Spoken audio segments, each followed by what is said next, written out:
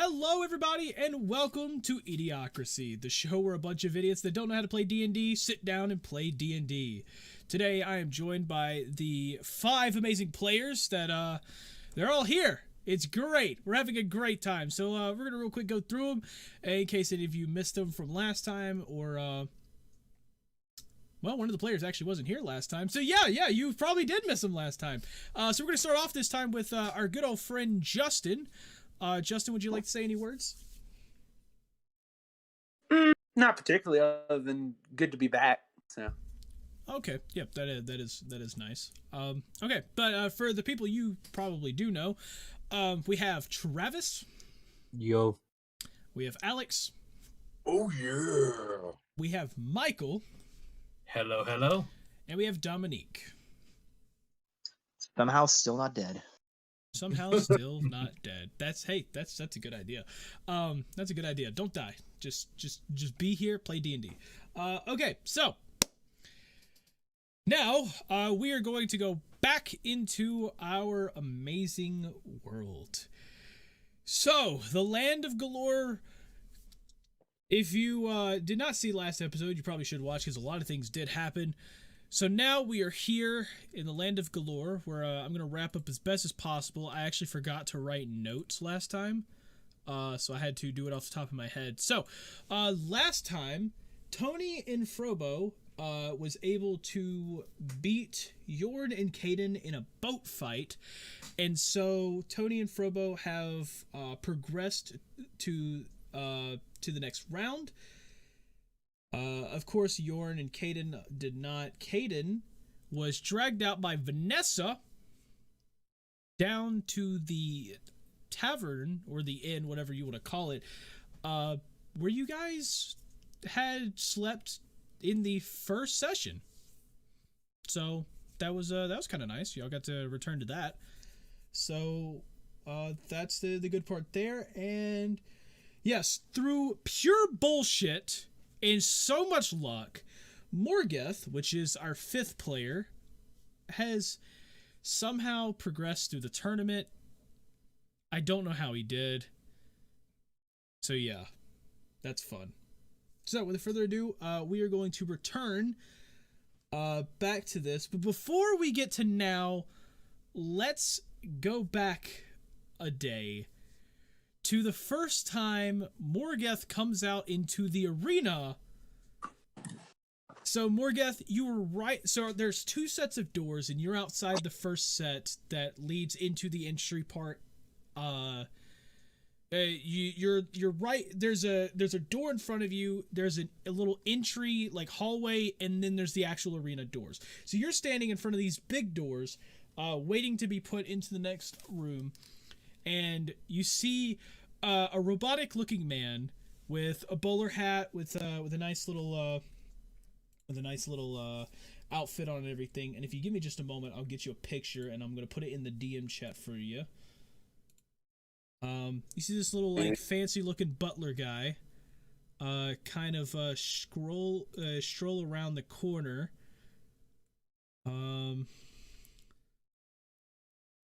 Let's see if I can find this. One of these days I will. One of these days. I did not organize this whatsoever. There it is. You see a guy come around the corner. You'll see a robotic-looking creature walk around the corner. He's got a nice little fancy suit on. He looks like a butler of some sort, and he walks up to you with his little walking cane, and he goes, "Oh, I see I have some new friends here."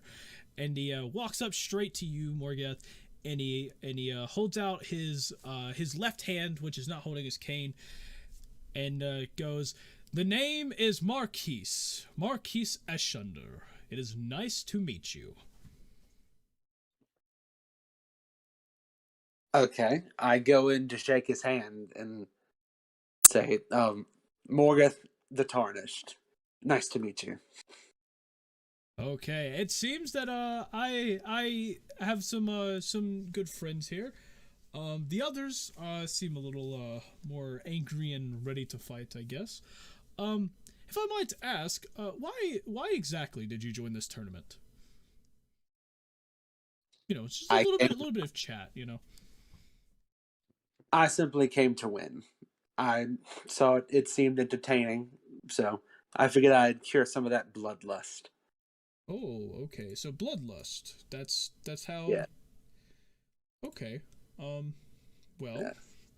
A wise man once told me that sometimes killing is not the best case scenario. So, maybe. Well, yes. Maybe, I do understand. You like the thrill of the fight. Yes. Yes. The bloodlust part was but a jest, but. Yes. Okay. Understandable. Haha. It was a great joke.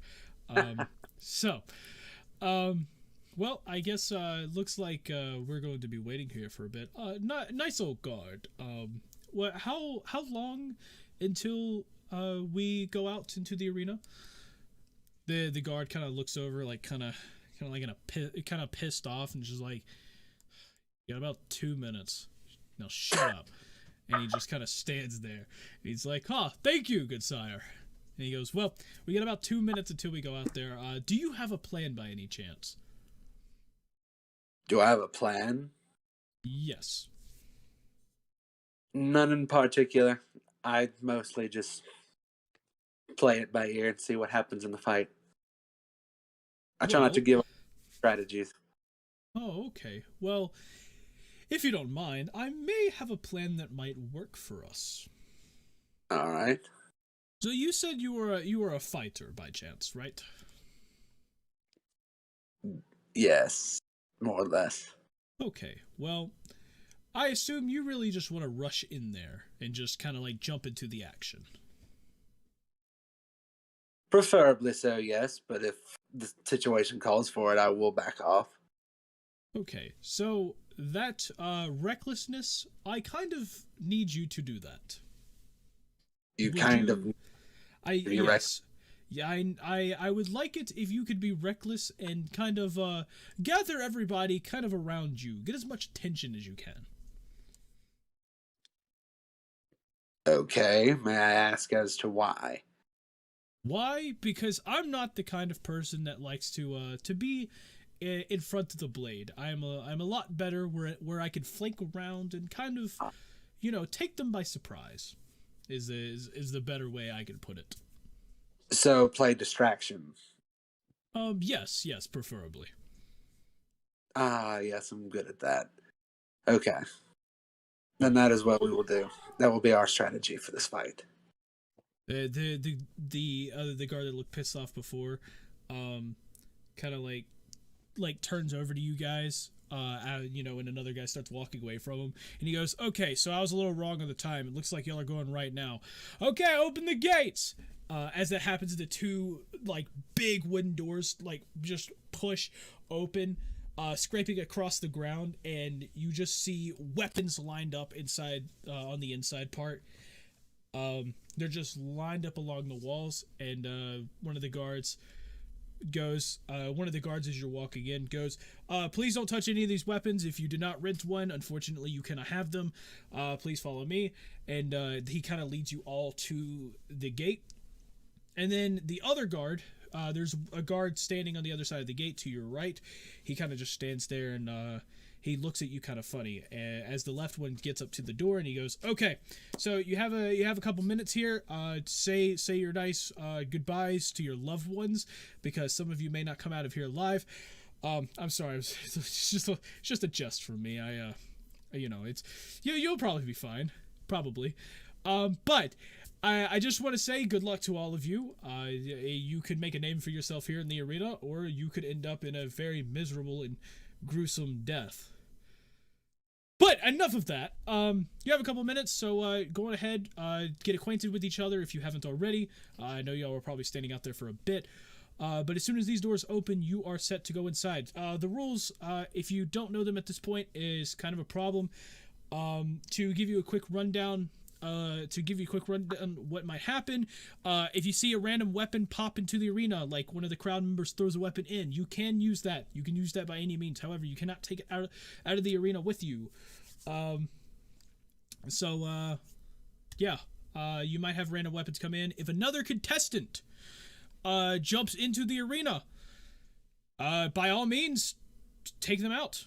That is all you. Also, keep in mind, too, we are not supposed to step in if you decide to attack your own team. So if one of your team members kind of takes a mace and wallop you across the face with it, we are not to step in under any notice. So be a little bit wary about who your teammates are. Hopefully y'all are acquainted well. Any questions? The other three, Marquise and the others kind of just stand there and just not, just like, yeah, okay, cool, we agree to this. Cool. It seems like there's no questions, so good luck to all of you, and you got about 30 seconds before it starts, so anything you want to say to each other, real quick, say it. As that happens, Marquise kind of turns to you and goes, "Well, sire, I hope you are ready. I will attempt to help you, as long as you help me during the fights as well. Of course, I don't want to see any bloodshed in this, but if it has to come to it, well then, so be it." Good. Yes, I hope you survive this fight, my friend. Oh, we are friends now. Well, I like the sound of that, friend. I make friends quick. Well, that is good to hear. Yeah. Just then, the guard goes, "Okay, it's time. Open the gates!" And as the doors open to reveal the arena, the crowd cheering and screaming. You hear the announcer goes, "The purple team!" as the arena kind of fades away, as a little flashback kind of disappears, as we return to now. Now we return to Vanessa and Caden spending their night at the inn. They are about an hour before the arena starts at about 9 o'clock in the morning. So, 9 a.m., Vanessa, Caden, whichever one of you decides you want to wake up, you could both wake up at the same time, I don't care. But you are about an hour before the tournament starts. Vanessa's gonna wake up.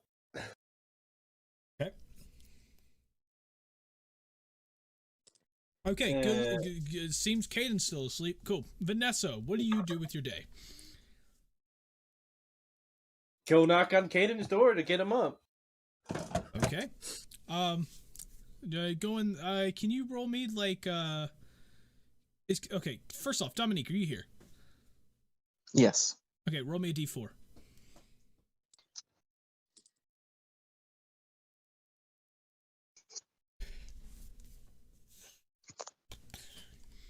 I got a 4. You got a 4. Okay, the door is closed and locked. It seems Vanessa ended up locking it when she slapped you in there. So, she just knocked on the door. Caden, does that wake you up? No. Okay. Vanessa is not stupid, so Vanessa has the key. So, Vanessa, feel free to do that information how you will. I unlocked the door and slowly opening it in case that did wake him up, because don't want to surprise him, yeah, per se. Mm-hmm.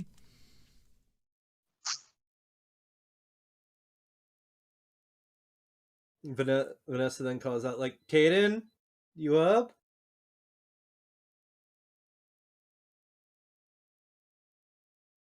Caden is still unconscious.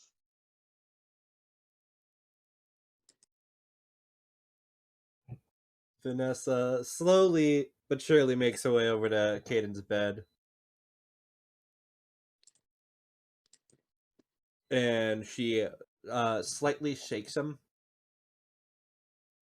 Okay. Is this like a slightly, as in like kind of like a nudge, or like a Dumbledore kind of shake. Don't worry, if he doesn't, yes, it's a slight nudge. Okay, slight nudge. Got it.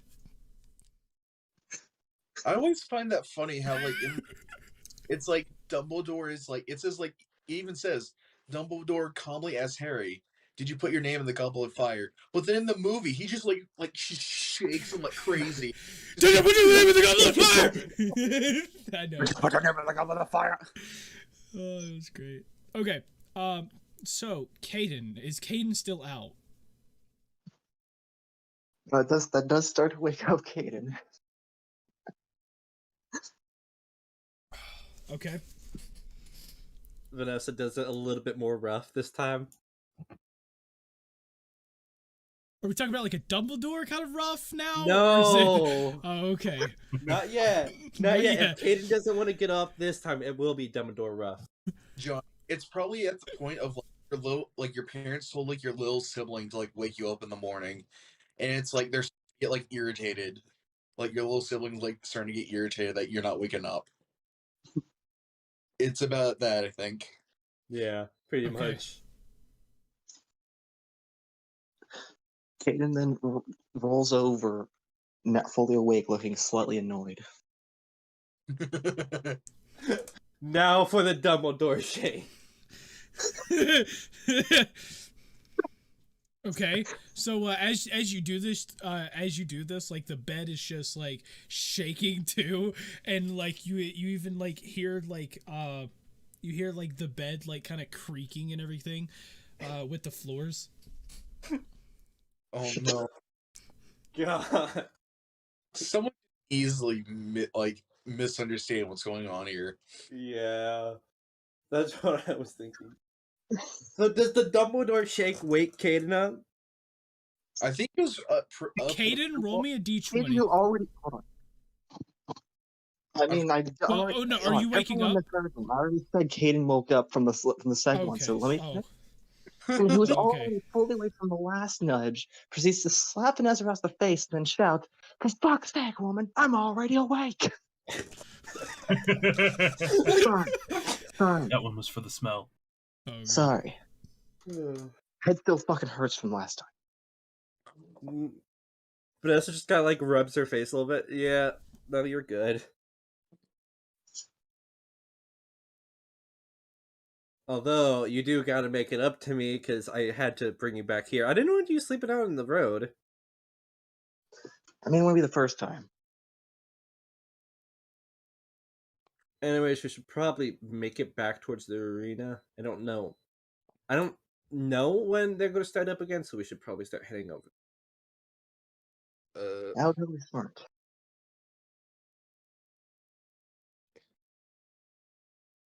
I would interject something, but you know. But you're not exactly there, so Yeah, I was gonna say I was gonna interject something, and Johnny probably knows exactly what I'm gonna interject. no, I don't.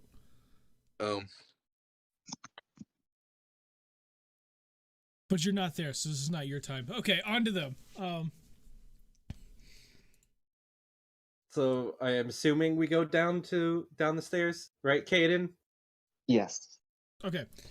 So after dragging them out, and y'all kind of go down the stairs and everything. Caden's still waking up partially. Did you close the door? I did. You closed the door. Awesome. Did you lock it?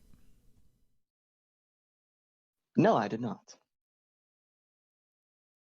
Okay, cool. Whatever. So y'all go down. As y'all are walking down the stairs and kind of like going toward the door, you see the little innkeeper there, kind of like wiping down the counter from the from what looks like somebody was probably there at breakfast, and he goes, "Oh, hello, you two. It's nice to see you two up kind of early and everything. Yeah. A quick reminder about your keys. I would if you want to go ahead and check out, I can take the keys now, or if you want to rent later. I mean, you just have to bring them back before by 12 o'clock. Yeah, that's right. Caden, do you think we'll be here? Do you know if you think we'll be here for another night? I don't know, so just in case, we probably should turn the keys. Yeah. Vanessa walks over to the innkeeper to return her key. Oh, and Caden's key, because she has Caden's key. I forgot about that. Which is So also he just kind of swiftly like pulls it off the counter, and he's like, "Okay." He goes, "Thank you. It has been a blessing to have you here. Feel free to come back. You and your friends have really been a fun group to have. So yes, thank you. And if you see the little the short one, what was his name? Frogo. Frobo, yes. If you see Frobo, please tell him I said hi. Last time he was here, we had a quite little, nice discussion. So it's kind of nice. And the big guy, good luck to him on his tournament. I believe this is the second day or something like that. I heard about it this morning. Ah, yes. Okay. Yeah. Did y'all watch it? Did y'all watch any of it? Yeah. Oh, okay. I was in those. What was it? Was it super entertaining? I haven't been able to go down and watch it. Yeah, it was. Next time they have it, you should really go watch it. Unfortunately, my duty calls me here to run my inn. So, yeah. But yeah, I should definitely one day go down and watch one of the tournaments. They do sound very swell, and it's been a long time since I've been able to do anything like that. But yeah, so enjoy your day. You too. You too, sir. Yep. And so y'all head out, right? Yeah. Okay. Yep. So y'all leave, all that good stuff. Y'all head down. Are y'all going straight for the arena? Caden is done with Vanessa. It's up to Caden. Okay, so y'all are both just going straight for the arena. Yeah, I guess. Okay. So, y'all end up going down. Y'all walk for about 30 minutes, and y'all get back up to the front of the arena itself. So it's it's about 9:30, just slightly past it, and you walk out. You don't see the table there from before, but you see a long line of people trying to get in, and is anybody still there from that was thrown out last night? You do in fact see one person right in front of the side door where the contestants went, and that is the good old Gregory the Third, kind of just lying there, just sleeping, like not exactly unconscious as in like knocked out, but like he's just full on, like almost like cradling up, almost sucking on his thumb, kind of sleeping. Like he's just out cold and just like enjoying his nice sleep there on the cement.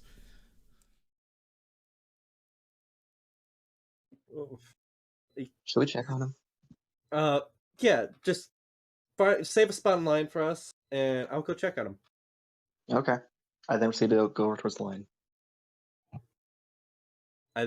Vanessa proceeds to go over to Gregory. Mm-hmm. So you go over there. Yep.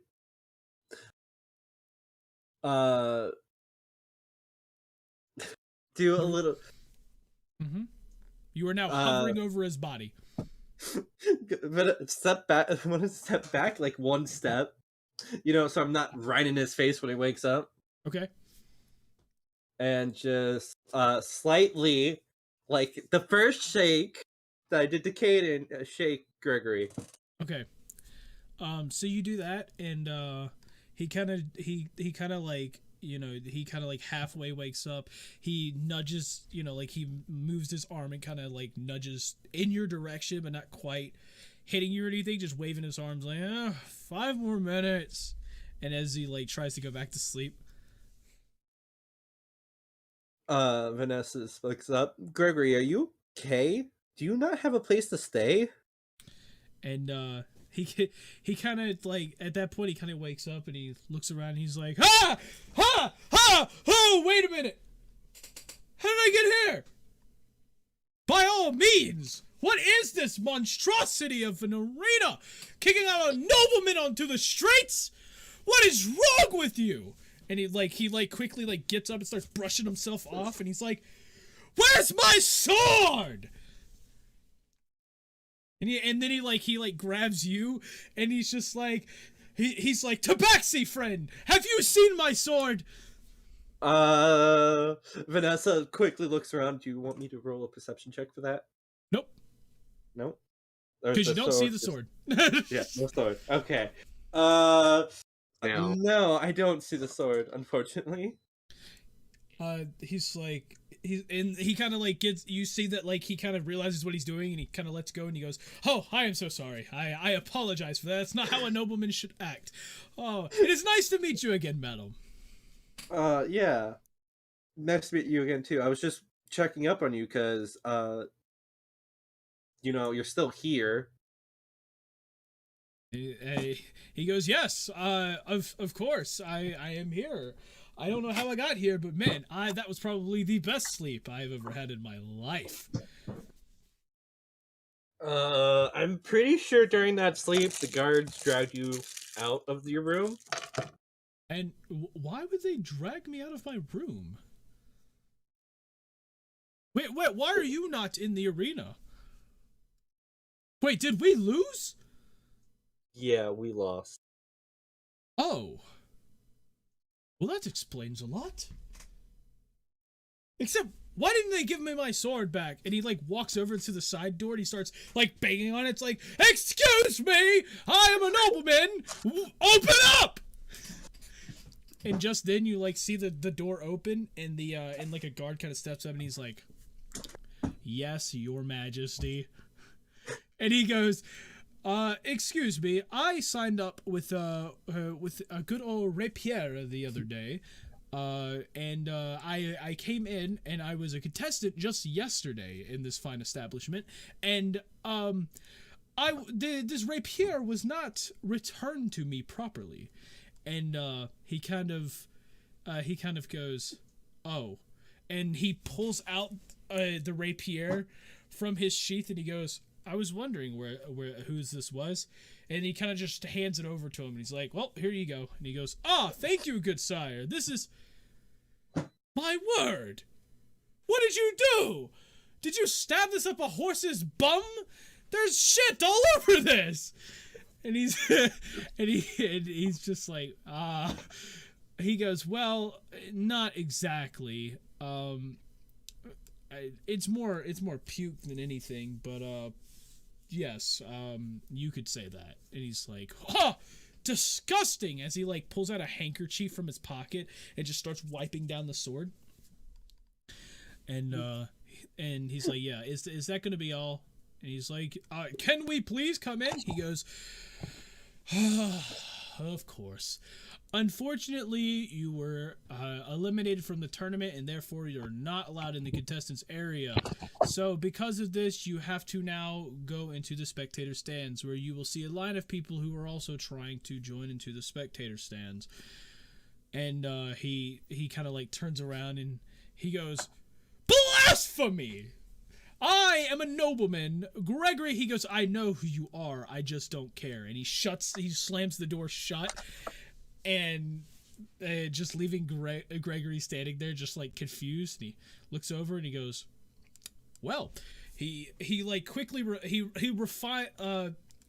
a refined motion, he just kind of sheathes his rapier and goes, "Well, Tabaxi, friend, would you like to join me in the stands of the Great Colosseum as we watch people kill each other with no remorse?" Sure. Actually, I got a friend of mine saving a spot in line. "Oh, that is convenient. Well, let's go meet him." And he actually walks up and he holds out his arm for you to take his arm as he stands there. Vanessa does so out of instinct. Yeah, almost. And so he kind of leads back, and he's like, and he looks over at you, and he's like, "Where is your friend?" And you notice Caden is maybe 5 or 10 feet away from the door. The line moved up really quickly, and he moved a good 50 feet up in line, basically.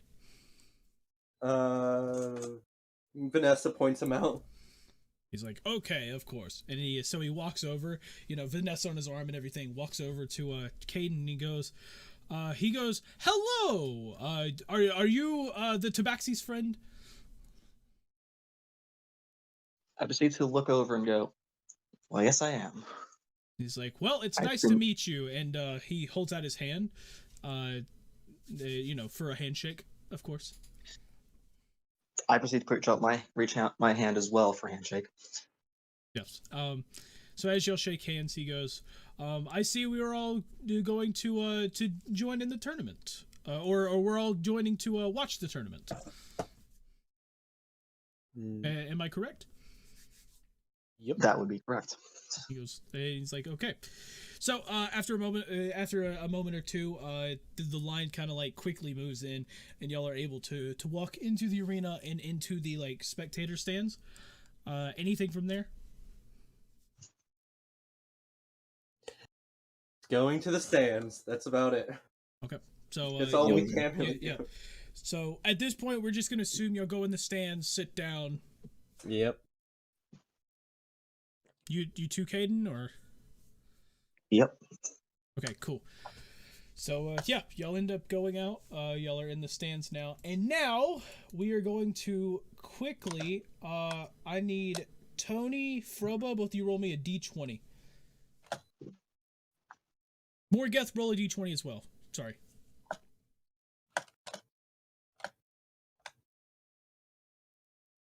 And 11. 16. 2. Okay. We're gonna start with Tony. Tony, you are awake, and you're somewhat preparing, I guess. Whether it be mentally, physically, or whatever, you are awake though. You have not had time to grab a snack or anything yet, but you have basically woken up and you're sort of ready to go out of your room at this point. Okay. So what do you do? I think first, I'm gonna eat a little bit of like light ration or. Let me make sure I've got those. Okay. Okay. Yeah, I'm gonna eat some rations. Okay. Just to kind of like get me going in the morning. Okay, cool. Roll me a d4. Just a d4. D4.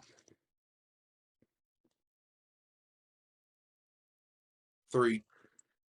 Okay, so as you start eating the snack and everything, you have a knock on your door, and it's a familiar knock for some weird reason. Like you almost know who's at the door.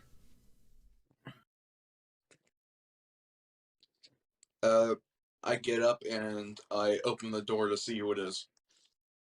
And as you open the door, you kind of look almost head height to a human, and then you look down just a little bit more, and you see your good old friend Yorn standing right in front of you. And how'd you? Sorry, what? I said, how'd you manage to sneak back here? And he kind of looks and he goes, well, with all due respect, I don't think you've been paying much attention. I work here. Oh, you do? He goes, yes.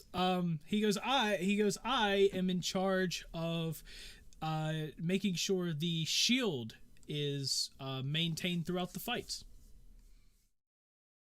Wow. He's like, yeah.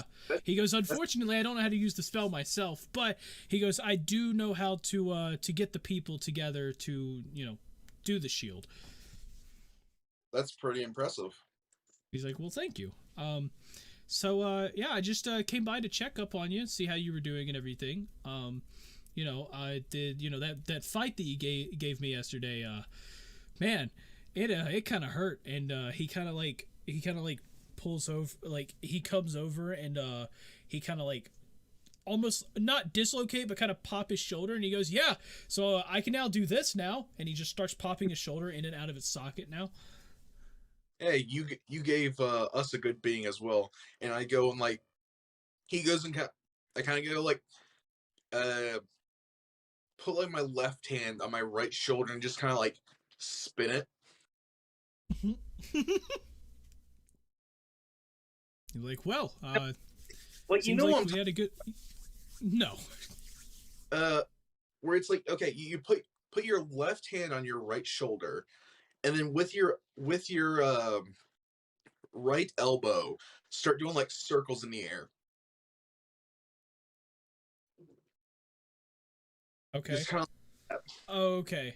Got it. Immersion. Cool. Sorry, back to the conversation. Yeah, Jorn just goes, he goes, I don't know. He goes, I don't know how much I actually did there. It was a little hard for me to do anything. None of the spells that I know like reached far enough for the to be like any of use. I think I hit the boat one time with some water, but that was about it. Yeah, you almost had me there with that water. He's like, yeah. He goes, so I don't know who made the decision to electrify the water, but that was a little crazy. Yeah, I think that was just slightly over the top, but you know, I guess Yeah. so. So he goes, well, I just wanted to check up on you. I'm about to go and check up on Mr. Moose. So you enjoy your time. You've got probably about 20 minutes before before they start like getting the fights together. So Okay. yeah, enjoy. So they haven't announced the first matches of the. Yeah, Gotcha. they haven't announced anything yet. Cool. Well, I'll leave you to Mr. Moose then. He goes, okay, he goes, thank you. Good luck in your future fights. And keep the shield running. He's like, oh, he goes, no problem. Everything seems to be fine with the shield. As he kind of like takes a step back and kind of like does a slight little bow to you, and he kind of just starts to walk off. I just kind of walk, like, run down the hall, and then I just kind of pop my head back in my room and close the door. Okay. So anything specific, or are you just eating and just kind of preparing for the fight? Eating and preparing for about the 20 minutes until they get like the first schedule up for the first fights. Okay. Cool. Robo, are you awake? Yes or no? Yes. Okay. So, as you're awake and everything, what are you currently doing? I'm doing morning stretches. Morning stretches. Got it.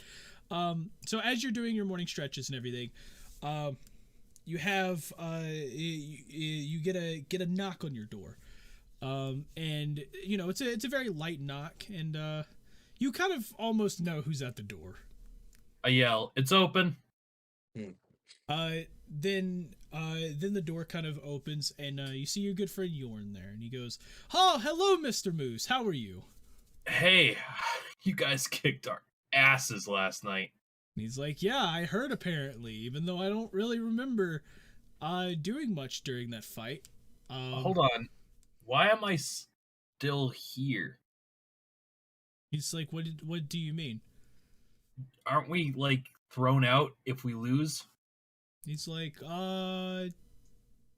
under normal circumstances, yes. However, you didn't lose.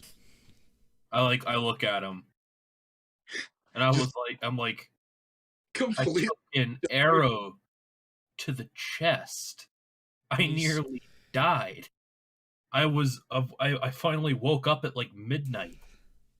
Are you telling me Tony beat both of them? By both of them, you mean me and your friend Caden? Then yes. Sorry, what did you expect? He starts like waving his arm around, and he goes, "Do you expect these noodle arms to put up a fight to a Goliath?" I don't know. I expected to throw fire in his face or something. He's like, thought that electric water would have got him for sure. He's like, well, I tried to throw the water at him, but unfortunately, the boats are on a track, and I'm not really good on a boat. So, Well, yeah. if you guys lost, then why are you still here? He's like, oh, well, I kind of work here, so, yeah. No shit. He's he's like, yeah, he goes, yeah, I kind of, you know, go around, you know, do my part, make sure everything works. How did they expect you to work with one frickin' arm? He's like, so that's the thing. When it comes to working and being a contestant, they kind of make backups. So, I am working, but if anything happened to me, they do have a substitute ready in case. Gotta love bureaucracy. It's like, yeah. Yeah, so Anyway. y'all ended up winning there, and your friend, the Goliath, really handed it to us. Yeah, and I gotta give it to Tony. He can really pull something out when everyone needs it. He's like, yeah.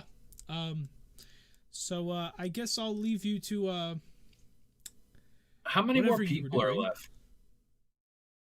Pardon? I'm still stretching while we're talking. Yeah. Like, pardon? How many people are left? Like in the tournament? Yeah. He's like, well, he's like, if I remember correctly, today's the semifinal, so I assume 4. Hey, with you being one of them. Hey,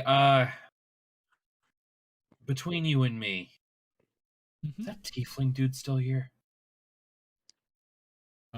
I've seen him in the hallways, and he's a scary looking motherfucker. I'm not too sure. I haven't really looked at the other side of the bracket too much. I do remember there are rumors about a certain robot, though, of some kind. I go really distant, and I'm like, oh, he's still here. He's like, well, yeah. Thanks for the chat, I guess. I need to finish up problem. here. I'm starving. Where can I get some grub? He kind of thinks about it for a second. He goes, well, there's a quick place. There's like a cafeteria that you can buy stuff in the arena. He goes, but I don't know. It's kind of on the pricey side. Did they not bring anything to your rooms? I look around to see if there's any trays or anything.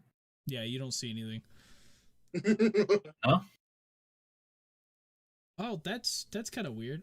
He goes, I'm not really in the department of delivering stuff, but it seems they're not really good at delivering the things they need to deliver. I wonder what's happening there. I need to have a word with the intern that was supposed to bring me my short bow. He's like, what? There's an intern trying to deliver your short bow? Well, unfortunately, the person that had sponsored me had to bring it to me himself. He's like, yeah, that's how it's supposed to work. You don't have the weapons delivered. You're supposed to just rent it and then throw it in the arena when you're ready. I take out the short bow. He's like, wait a minute, is that the one for rent that you got? Yeah. Oh, is that the same one you had in the last fight? I look at him and I'm gonna slowly tuck it back into my backpack. He goes, out of respect, Mr. Moose, I won't say anything, but you're not supposed to have that. That can get you eliminated from the tournament. I roll my eyes and I throw it back to him.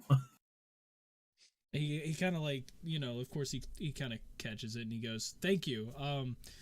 he goes, don't worry, I'll see if I can talk to someone and maybe getting you getting you back this short bow. But yeah, dude, I'm sorry. I don't know if you actually knew that rule, but yeah, that is a rule. So I didn't. I waved my hand. I'm like, I didn't, but it's fine. he goes, okay. He goes, but yeah, I'll talk to someone and see about that. He then kind of takes a couple step backs and goes, well, it seems he goes, it seems that we're getting close to time before they start announcing the first people for the fight, so I have to go and make sure that the shield's gonna make sure that's up and everything. So you have a great time, Mr. Moose. Is glad seeing you again. He does a slight little bow and goes, but I have to head off. Make sure I don't brain anyone in the audience. And I wave him off. Yeah, and he's currently just going to run down the hallway. I'm kind of reading messages. Johnny, Fun. I just imagine that Tony, like when he went to sleep, what he had to do was like to actually sleep in the bed. He like just pulled it away from the wall, and like only his only his torso is like actually on the bed. So like his arm, so he's just kind of like laying there, just kind of like angel position, like he's ascending on the bed. Okay. That's just how I imagine him sleeping on the bed. Okay. So on to other stuff. Morgeth. Okay, so you have are you awake at this point? Yes. Okay. So you are awake. So you're awake, you've got, this is about, 15 to 20 minutes before 10.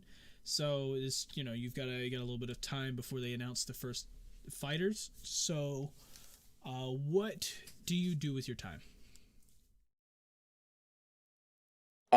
Well, I sit and I start doing leg stretches. Okay, so you're stretching. Cool. Gotta limber up before the tournament. Cool. Roll me an athletics check. And what is that? What? Athletics. Click on the athletics. Yep, I got it. Yep. 13. Okay, you got a what? 13. Okay, 13. Cool. Yeah. There's no real reason behind that. I just thought it'd be funny. So, yeah. So yeah, you're doing stretches. Anything else? No, nothing in particular. I'm just getting ready. And Eating food, anything like that, or I get some water. I have to stay hydrated. okay, cool. Yeah. So, let's continue on. I guess nobody else is gonna do anything within the 20 minutes. That's like big break. You're getting food, stuff like that. All of you are already doing that. Okay, but Yeah. yeah. Oh, in this little time frame, about 5 minutes till 10, there's like a cart that's being pushed outside the doors, and someone stops in front of all the contestant rooms and just goes, "Rations for the contestants!" as they kind of like just stand there with the cart. Tony just kind of opens the door and just kind of grabs some rations and just kind of walks back to his room. Yep. Okay. Probo will be doing that as well. Mm-hmm. Will Frobo be sneaking any other rations? Probo can steal another set of rations. Okay. He just like let him this. Okay. Get him.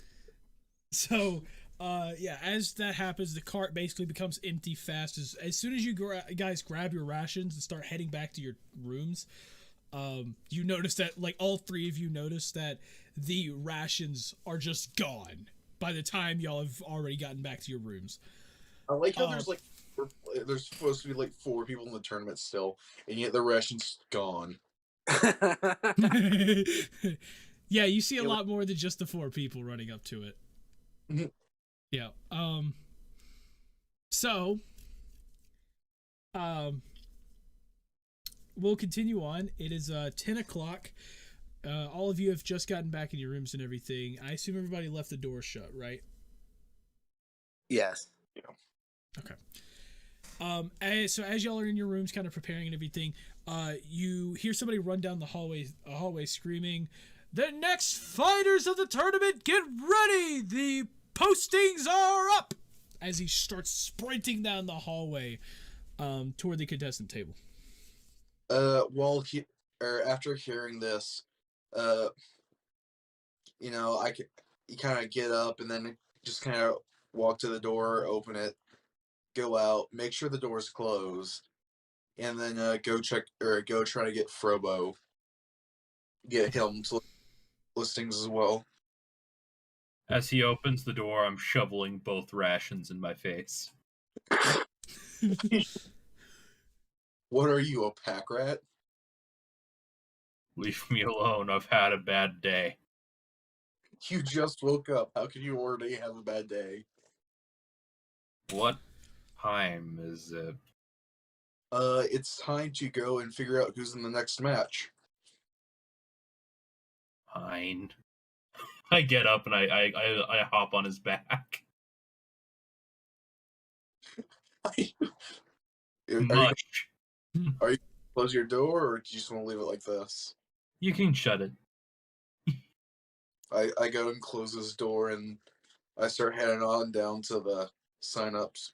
I smile very content with myself. Okay, Morgeth, are you going to go check?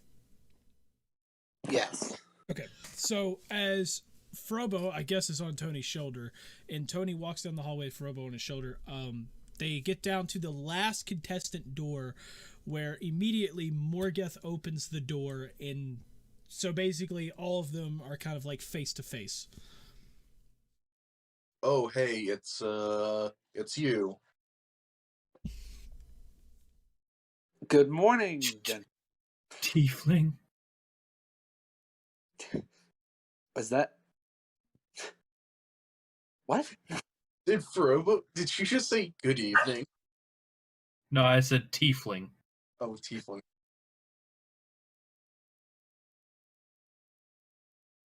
Are you about to check the board as well?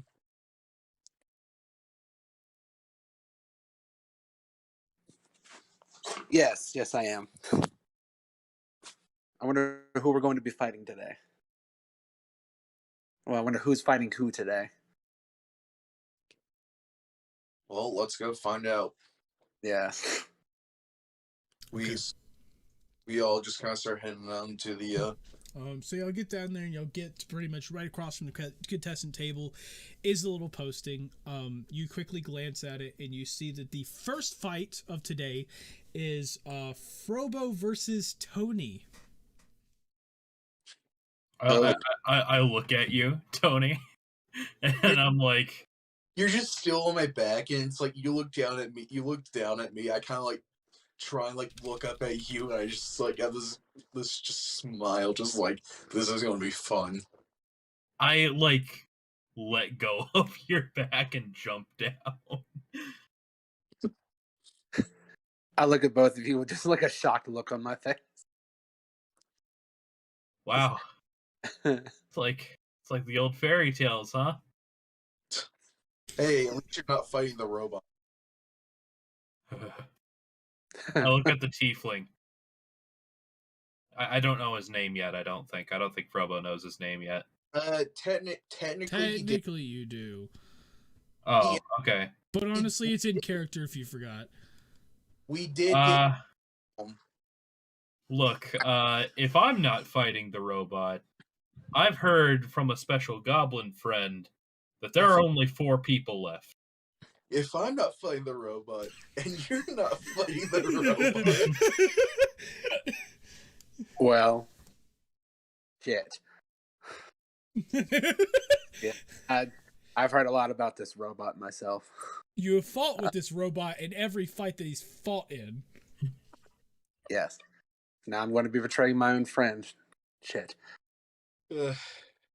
Have fun. Oh well. I know. Better to die on the field of battle than to die like a wuss. Well spoken, well spoken. I'm going to start heading back You know what's anywhere but in Tony's vicinity. what's even better than that is coming back a hero. Say what? What's even better than that is coming back a hero. Absolutely. Absolutely. Hopefully that will happen. But who knows? We'll let fate decide that. Well, as much as I'd like to cheer you on, I'd probably bet on the robot. No, honestly, that's a fair bet. But we'll see. At least you're understanding here. Yes. I understand my situations very clearly. I'm gonna head towards the betting table again. The yeah, I think I said that right. Let me guess, you're betting for the robot? No, we can only bet on fights we're in. Oh, yes, I forgot. Oh, there's a whole betting thing. Oh well. Kind of late. Hold up. Mm-hmm. Sorry, I usually don't. Johnny. Yeah. I'm going to look to see if there are any people with like fat coin purses. I'm gonna like go up to the stands. Oh man. Okay. So yeah, you get up there and you see some people with some coin. Not like noblemen's amounts of coin, but like you see some people with coin purses and they look like they have at least a few coins in it. Do I see Vanessa anywhere? You do not in fact see Vanessa, Caden, or Gregory the Third. Alright, so I need to make a distraction myself. Johnny, I just imagine like Gregory's in this like gold and like silver plated like armor. Yeah, no, he's not at all. Oh, He literally looks like a French musketeer. oh. Like even with his feathered hat and everything. So basically, like, what you would think of for like the Three Musketeers, almost. Yep. He's like the the Three Musketeers, like the one with Mickey Mouse, Goofy, and Donald Duck, except he's a fucking human. Like in the original story. Mm-hmm. Johnny. Okay, I understand now. Man, here I thought he was a mouse. Johnny, would it be better to describe him as I'm trying to think, Robin Hood? Is it Robin Hood? Robin Hood from the Shrek movie.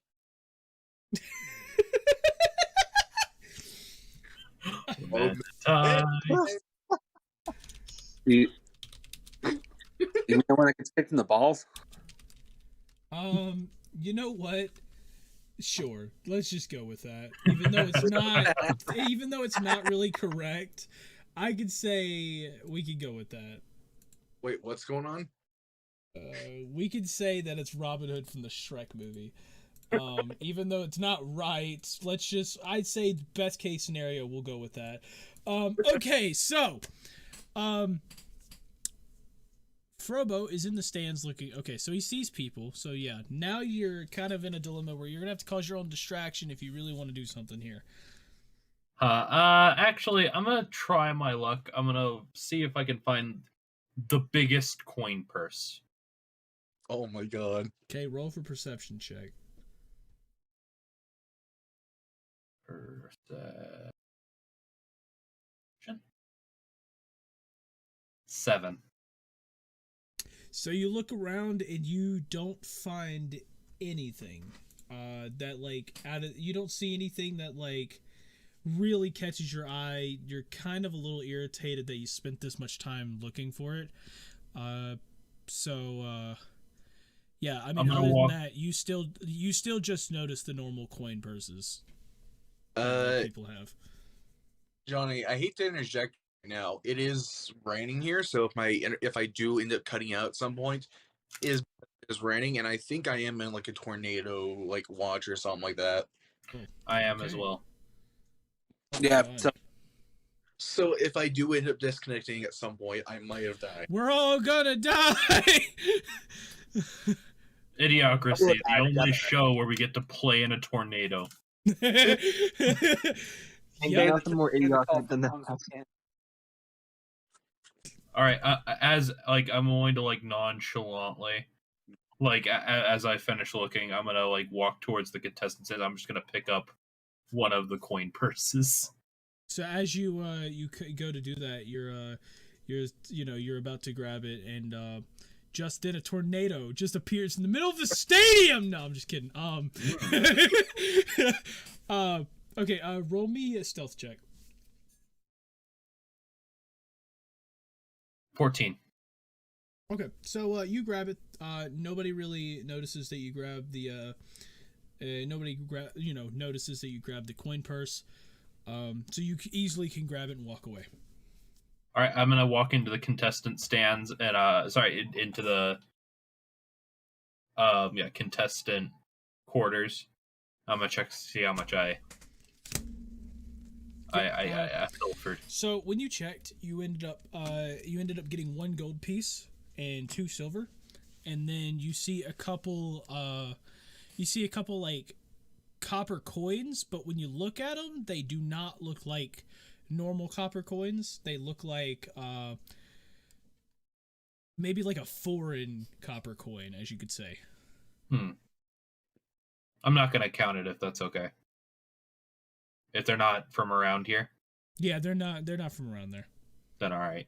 I'm gonna I'm gonna empty it into my own coin pouch, and then I'm gonna keep the coin pouch.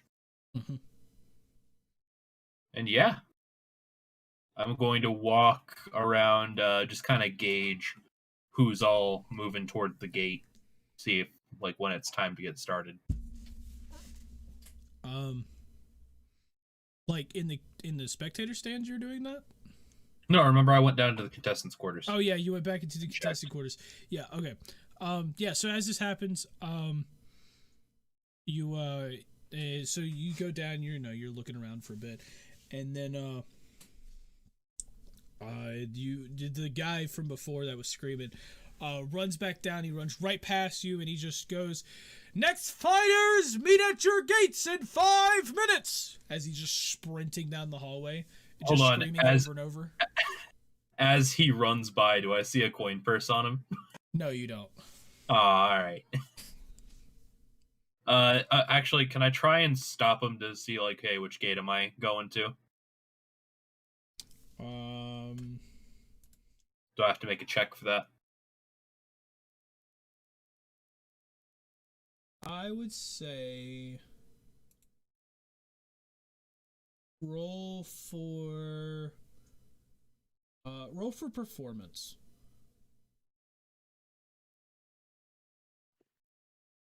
To kind of get his attention. 17. Okay, so you end up, as he's running, he gets the first, sentence out, and then, as he's, 10 feet in front of you, you end up getting his attention real quick. He turns around, and he's like, you need to go to your gate. Which one is that? He goes, it's the far gates on the other side of the arena. Much appreciated, sir. And I start making my way down. Yeah, and just then, just as he sees you turn, he turns around and just starts sprinting again. Contestants! Fighters that are in the next fight! Go to your gate! And, so now you're, heading off to your thing. Tony, what about you? What are you doing? So after they kind of left, after he kind of left for the betting table, I'm gonna kind of turn back and ask which gate each fighter has to go to for this next fight. Okay. Table. Who are you asking? The person at the table, because we're time Okay. warping. We're time warping back to before to Yeah. So, yes, so when you ask the contestant guy at the table, just goes, let me see, what's your name? Tony. Tony. So, Tony, you are supposed to be at the gate on the contestant side. And So, how much until the next match? he goes, well, if my time is correct, which it usually is, you have about 5 minutes, roughly, maybe 5 to 6 minutes. I kind of turn and say thank you, and I start heading off to my gate, or the gate that I'm supposed to be at. And once I get there, I just kind of like sit against the wall and just wait until the gate or the first gate comes up. Cool. And Frobo, you're just running straight for the gate, right? Yep. Cool. So so Tony, Frobo, both of you roll me d20.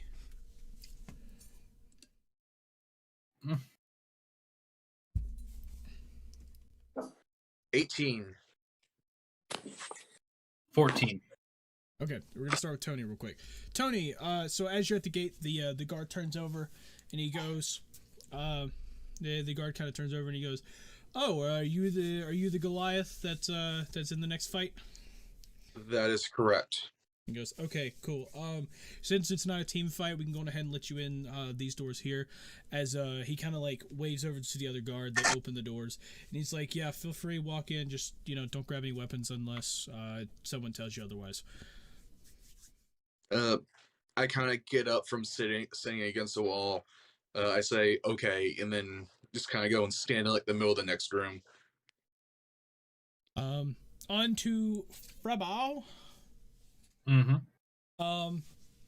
Frobo, like as you kind of arrive at the gate, one of the guards goes, he goes, "Oh, hello," and he looks at his little clipboard again, and he kind of puts it away, and he's like, "Are you?" Bull Moose. Oh, Bull Moose. Okay, cool. I thought Bull Moose was to be this like. Never mind. So, I I just heard, smile at him. he goes, "I heard that you're in the next fight, so we're gonna go ahead and open the doors real quick. You can enter in since it's not a team fight, but of course don't grab any weapons or anything like that. All that good stuff." Hey. Yeah. Between you and me, what do you think my chances are against the big guy? He goes, "Big guy. Wait, are you fighting the Goliath?" You know it. He's like, "Oh." Our track record is the same, if you'll remember. He's like, he goes, "I mean, weren't you the guy that tried to balance on a piece of wood in the middle of the electrified water?" A bold play that did not work out, I must admit. He's However, like, yeah, and the something had Goliath to happen. saved you in that. But if you'll remember in the previous fight before that, I saved the Goliath. Hence, we are even. He's like, okay. So, maybe. I vaguely remember Frobo just ran behind Tony in that fight. Yeah. Okay. He doesn't need to know that. Yeah. He goes, chances. He goes, honestly, you know what? I think I'm gonna. He goes, you know what? At first I was thinking the Goliath, but you've convinced me. Good luck. Good luck, Bull Moose. I'll be rooting for you. Keep in mind, he has fists. I have these. I take out both my short swords and I run through the gate. And yeah, so as that happens, the doors kind of like shut behind as you like go in. Yeah, so the guards at the next set of gates kind of like look at, like Tony and Frobo pretty much get the exact same message of course you know the rules here. You know, we're not going to step in unless anything drastic happens. But yeah, good luck, and you'll be ready in just a minute or so when these doors open. So do what you will with that time, and when I come back, we'll open the doors. And they kind of like walk off, and both of you are like standing in front of the gates, you know, like kind of contemplating like maybe like strategies and stuff like that through your mind. You know, so is there anything specific that you guys want to do beforehand? You got about a minute. No, there's nothing Tony needs to do. No. Okay. So yeah, so y'all are just kind of like chilling. And then as y'all are there, now back to what the stands are going to hear. The announcer comes out and he kind of goes, and it seems it's time for the first fight of the day. We have Tony, the Fearless, the Luga.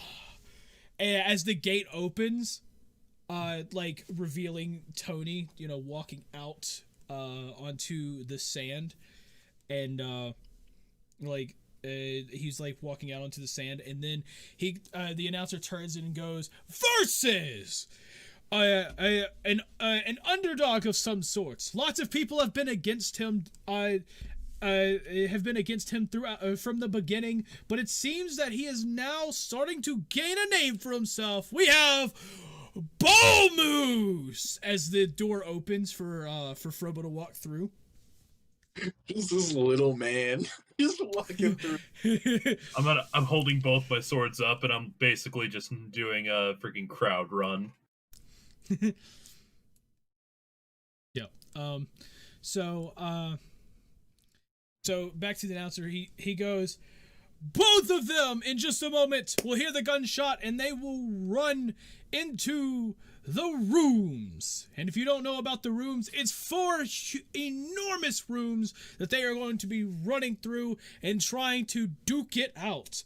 And as all of this like happens, you start to see like the force field starts to gain these like kind of like square, like these big rectangular, almost like TV devices, almost like a magical projection, and you'll see like 4 enormous ones on each side of the arena, and they kind of like show each of these rooms.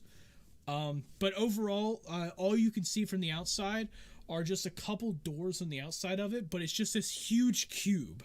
Essentially, the stands, when they look, they cannot see they can see the roof of it, but it's just a solid roof all along. So, without further ado, I think y'all are Tony, Frobo, y'all ready? I'm ready. Actually, give me just a minute. Okay. That ain't good. Johnny, it's saying tornado warning. You got a tornado warning? Like my weather app, my little weather widget says that there's a tornado going on. Okay. I'll wait to see. I will wait until I get the alarm, but I gotta go if it actually procs. Sorry. Okay. Sorry, just a family thing. Anyway. Yeah. Yeah, I'm ready. Okay, cool. And without further ado, as we come into this, if you look over at your maps, I'm trying to get this last second finished. Roll for initiative.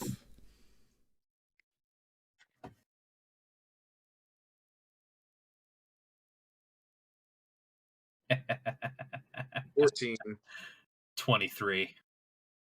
Oh man. Okay. So of course Frobo is going first. Frobo, how do you start your turn? I'm gonna dash into the top door. Okay. So we're going to quickly. Okay, so you're gonna run up. Run Open, up. I'm run gonna. up, I'm, yep. I'm gonna 15. basically kick the door open, Yep. Kick the door open. and then I'm gonna run into the room, and then I'm gonna Okay. see if I can sprint to that other door. You can No. get. Right there. Yep. So here. Yep. And then I end my turn there with my Okay. 2 short swords readied. If Okay. anyone comes through that door, I attack them. Got it. So, Tony, on to you. Okay. So I'm going to run to the bottom door, thinking that maybe he might have run to the bomb. Mm-hmm. Basically, I'll be running through the door, Run through the door. almost tearing it down, Mm-hmm. and then I'm going to dash through the other bomb door there. Down here. Yeah. Okay, so you continue on 10 feet and then 30 feet. So you're here. Okay. Cool. Yeah, back to Frobo. I'm going to move down to beside that bottom door right there. Gonna move down here. Yes, but I'm not going to open the door. So this Yeah, side, there. this right here. Yep. And I'm going to prepare a sneak attack for if he comes through that door. Okay. I'm going to try and move quietly if I can. Yeah. Okay, cool. On to Tony. I am going to bust through that bomb door. Okay, bust through the door. Yep. Let's run through it. Yep. That's Yeah, that's I'm gonna 15. start heading up to the top one there. Okay, so this is your other 15. Yep.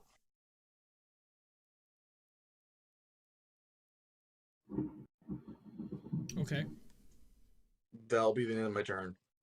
Oh, that's it. Okay.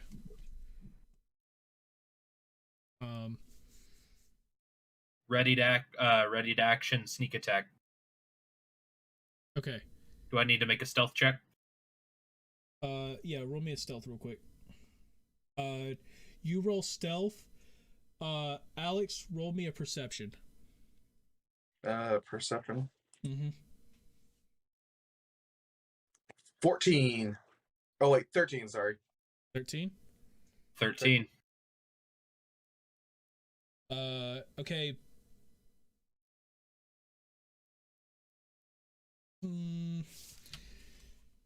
Should we re-roll that since we matched? Give me a sec. I'm gonna look at one more stat before I say anything. Okay.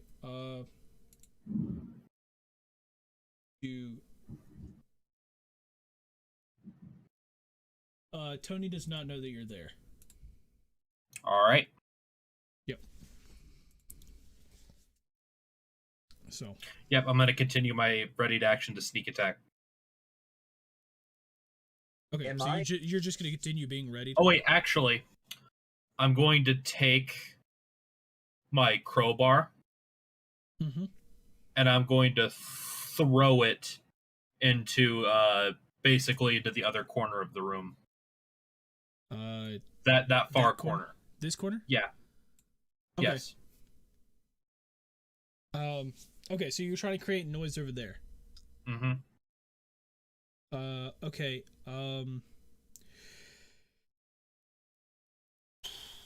Roll for deception.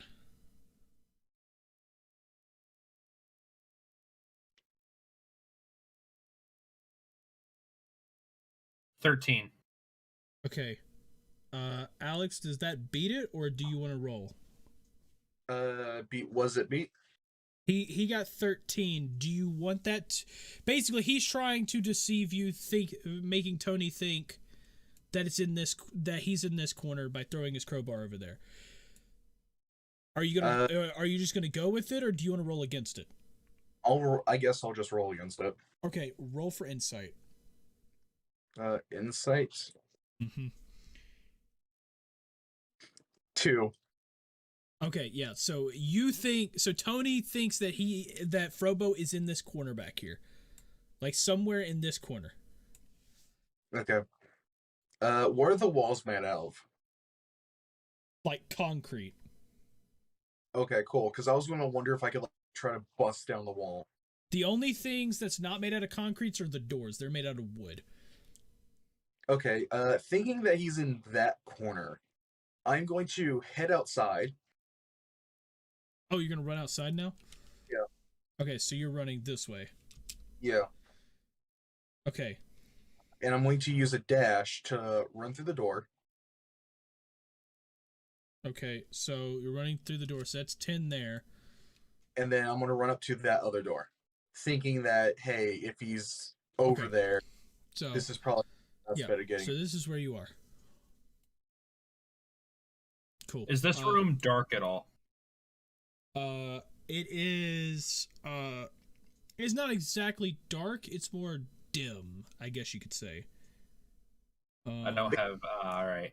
So not many places to hide. Yeah, there's nowhere to really hide in there. It's like dim. Like there's a couple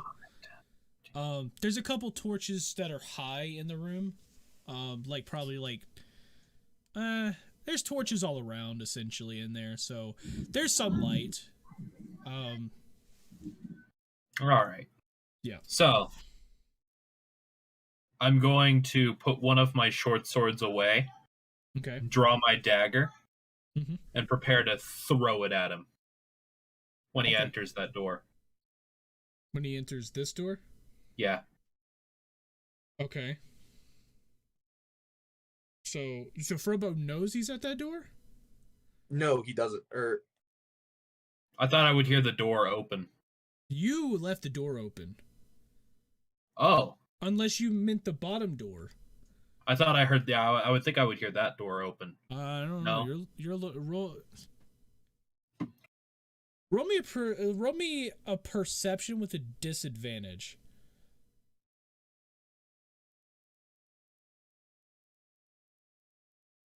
Because I don't think 16, 22. Okay. So 16. So 16. Yeah, I guess the other one was a I nat guess 20. You heard him. Yeah, so I guess you had disadvantage, but yeah.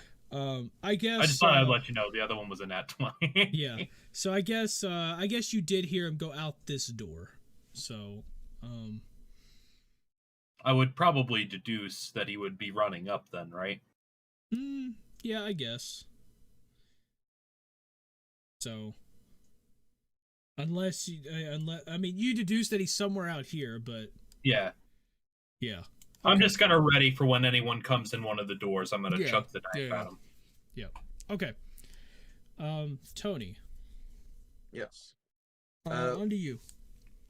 That door is open, correct? This one is open, yes.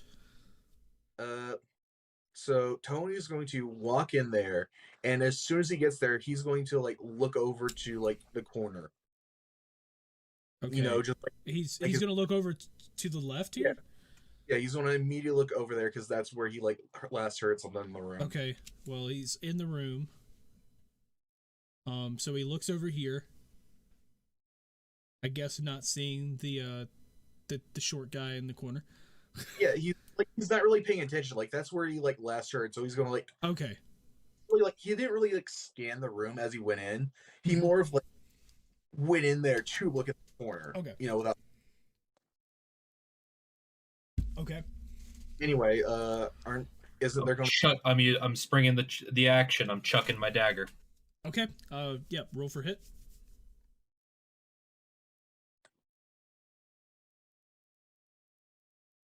21. That in fact hits. That okay. Roll for damage. 7 damage. I am going to use Stone's Endurance. Okay. So that is, I roll a d12 plus 3. So d12, 11. I negate 14 damage, so that did nothing to me. All right, the dagger just kind of bounces off.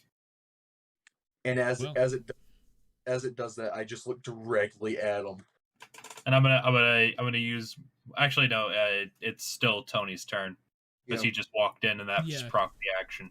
How much more movement do I have, Johnny? You got about 10 feet of movement. Cool. How close can I get to Frobo? That's 10 feet of movement. Mm-hmm. And how close would that be? You know what? That would be 25 feet away. Okay, I'll go there. Okay. All right. Using. Is that the end of your turn, Tony? Yeah. Okay. Using my free action, I'm going to draw my other short sword, and I'm going to charge at him. Okay, so you 20 feet, yep. Run up to him? Yep, Okay. right there. I'm going to make an attack with my first short sword. Yep, roll for hit. That 8. That does not hit. All right, I'm going to make an attack with the other one. Okay. 23. That hits. Ooh. Okay, roll for damage. 2 damage. 2. Okay. Basically, just scratch your cheek. And then, yeah. That's my turn. Oh, fun. Unarmed strike. Fair. Okay. 21. Roll for hit. Awesome. 21. Okay. Roll for damage. 6. Apparently. Yeah, Ouch. Okay. Unarmed strike again. Ooh. Okay, roll for hit. 15. Meets it, beats it. Okay, and now roll for damage. 7. Oh, yeah. Was that a knockout, No. basically? No? No. Oh, you're still up. I think he has like 1 health. He's probably really low. That's funny, actually. Okay. Well, is that going to be all for you, Tony? Pretty sure that's all I can do. Okay. So as this is happening, you start to hear the crowd like cheer, and the announcer starts yelling out, and he's like, to just allow our fighters to enjoy this a bit more, how about we start shrinking the arena? And like the outside can see like the shield kind of like starting to shrink a bit, but of course them two inside, they can't see this yet. Hey, Tony, how many times can you use Stone's Endurance? Once. Okay. Once per short rest. All right. Shall we? Yep. Roll. I'm going to attack short sword 1. Okay. Are you fucking serious? That- These guys fucking hate me. What did you roll?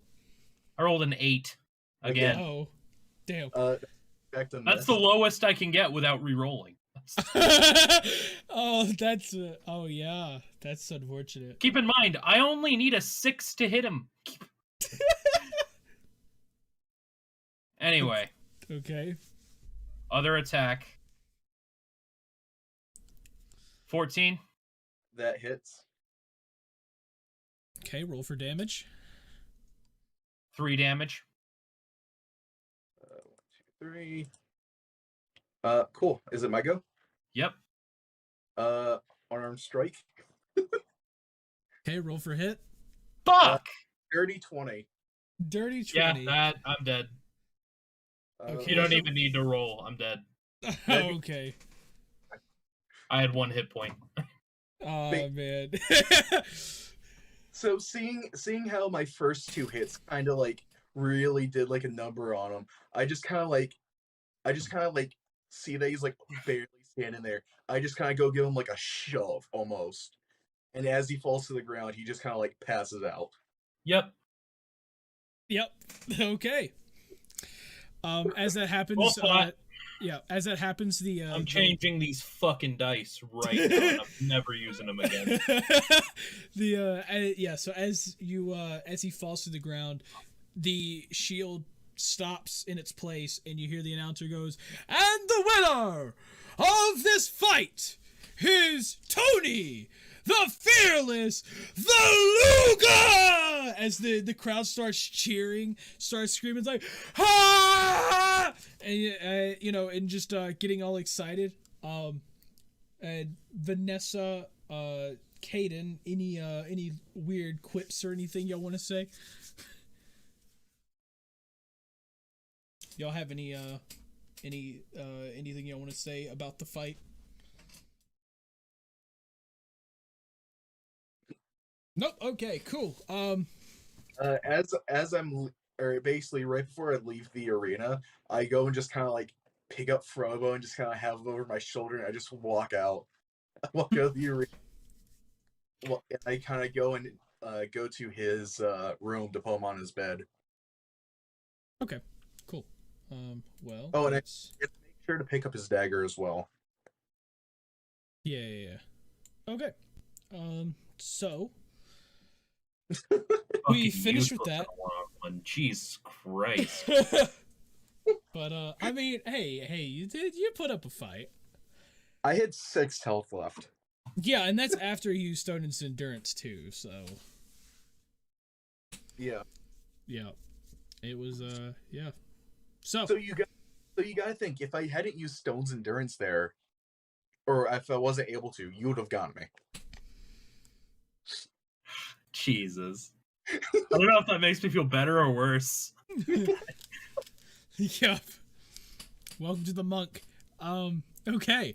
So actually, funny. Stone's endurance is a Goliath trait. Oh, it's just a Goliath? Yeah, that's the Goliath. Oh, that's funny. Oh well. Yeah, I've changed dice, by the way. That gold dice will never be used again. Never be used again. Got it. Understandable. Frobo, by the way. How religious is Frobo? Can we get a check on that? Is he really? Can we get a religious check on Frobo? 23. Oh yeah, no, he's not dying 20. today. He's not dying today. He is. If only I could use that on a freaking.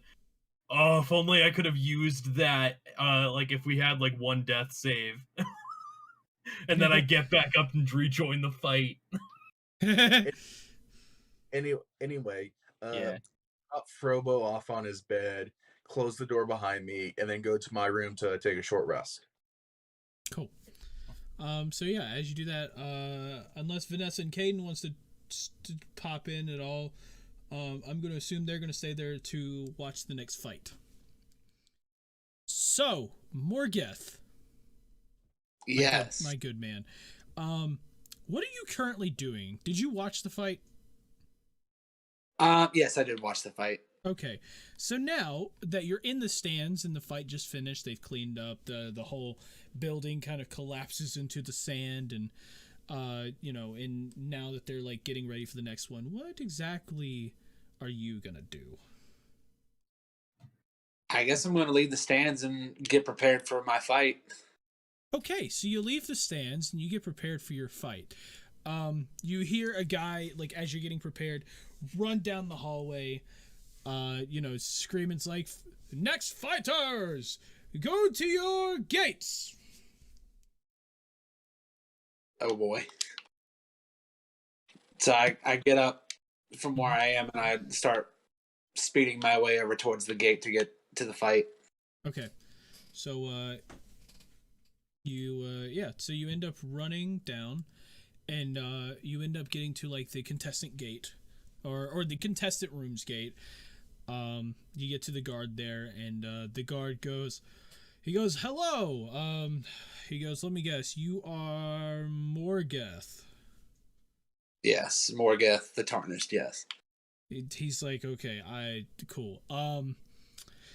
So you are actually supposed to be at the other gate, on the other side." Okay. How long do I You have about 5 minutes till he starts, so you might want to get to running. Yeah, I'm gonna go ahead and start sprinting for that gate. Yep. And as you start like running around the corner or whatever, you see you actually get a glimpse of Marquise coming around from the other corner, going up to the gate. Oh yeah. Like kind of like strolling in. And you notice that Marquise also notices you, and you both kind of like get a quick eye contact, like a glance of eye contact, and then you just dip around the corner and start sprinting. So yeah, you end up running for the full 5 minutes. You get to the other gate, and just as they're opening the doors, the guard sees you and he goes, "Are you Morgeth?" Yes, sir, I am. He's like, "Oh," he goes, "Good. You need to go inside right now. They need to get everything prepared. You got about 60 seconds before they open that second gate." All right. I gun it for that gate immediately. Yeah. So you go in, you get there, and the guy's like, "Okay, cool. So I assume you know what you're doing here. Just as a quick reminder though, we are not stepping in for any reason, and please keep the fight kind of quick. It seems that last match they were getting a little impatient, even though the fight was pretty quick. They were getting impatient because it's not a team fight. So yeah, so might want to keep this pretty quick." So That's like, Joanna, you're like, keep this fight quick, even though they were impatient, even though it was a quick match. That was probably like 2 to 3 minutes. it was not even. Man. It was like No, at most 30 seconds to a minute, and they started shrinking the shield already. Like very short time. These people are impatient. Yeah. So They just want to. Okay. But yeah, he goes, "If you have anything left that you need to do, go on ahead and do it. Go on ahead and do it. If you need to say goodbyes, good luck. I will walk back out here in about 30 seconds and get the gates open for you." Can I get a religion check? Sure, why not? Well, A religion check. say what? Just do the religion check yourself there. Oh yeah. Let me see. Where is it at? Right beside persuasion, sleight of hand, stealth, circle. 17. 17? Cool. Yeah. You're I'm safe. religious. You're religious. You're religious. Then there you go. I'm gonna say a prayer before the match. Awesome. And I think that's about all I'm gonna do. Okay. So we do this. Trying to get this set up real quick. Oh gosh, I posted a video in the D&D chat, and that was basically that last fight. Okay. So you two are kind of like at the gates, all that good stuff. And the guards walk out, or you're at the gate there. The guard walks out and he goes, "Okay, looks like it's time to go. Are you done saying your prayers? Because I hope you are." As he kind of waves over to the other guard there to open the gates. Yes, I'm ready. Okay, so as he opens the gate, as you open the gate, he opens the gate and everything, it starts to open. The announcer goes, "Today I have another great fight for all of you amazing people of the Hestia Colosseum. Today we have a fight between Morgeth the Tarnished and a nice refined butler of sorts named Marquise Ashunder." As and the crowd starts cheering and everything, it's the whole place is getting pumped. You notice that the shield kind of pops around you as you walk in, and right then you very quickly see a bunch of short 3 foot tall walls pop up in front of you, all across the arena, revealing just an entire, almost like a paintball arena of sorts, of just 3 foot walls across the entire arena. Oh. And if you give me just a moment, I will get you over to this one. And this is what this one looks like. Oh, wow. So, okay. So now, and by the way, Morgeth is in this little tiny side over here. And Marquise is all the way on the other side. It's a big arena. Okay, so real quick, I'm going to get this set up. Should not take long. On this side.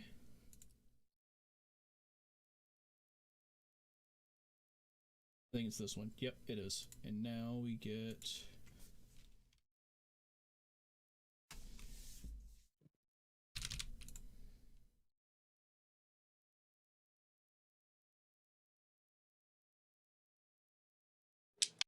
let's go ahead and just do that.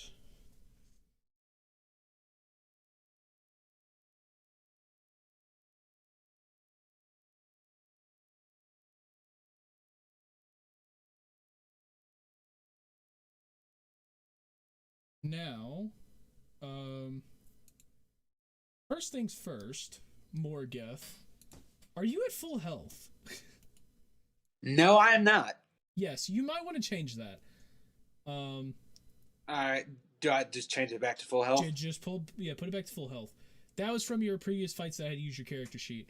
But you had a long rest, so you're all good now. All right, good. Because I was like, am I really going to start this fight at half health? Yeah. Yeah. So, yeah, you fixed that, right? Yeah, I did. It's at 12 now. Okay, cool. So I'm going to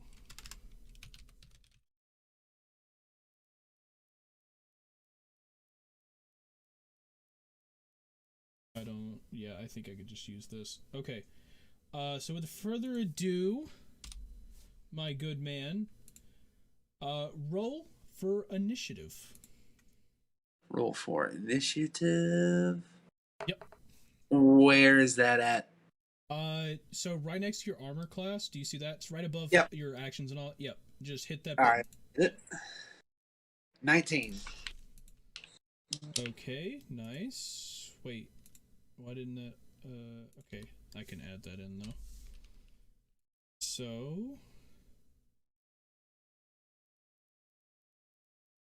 okay, I had to manually add. I don't know why it didn't work. Okay. So, Okay. starting this off, you have this good old Marquise.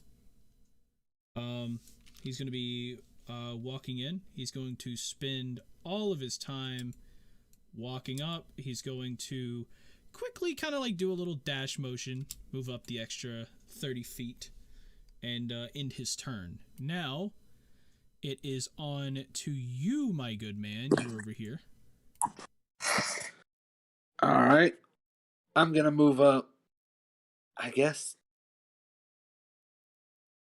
Yeah, I guess, to the top left. Okay. So up here? Yeah. Yes. Like just like right past the wall? Yeah, just around the wall. I guess Okay. I can fall back. Yep. Okay. You've moved 25 feet. Okay.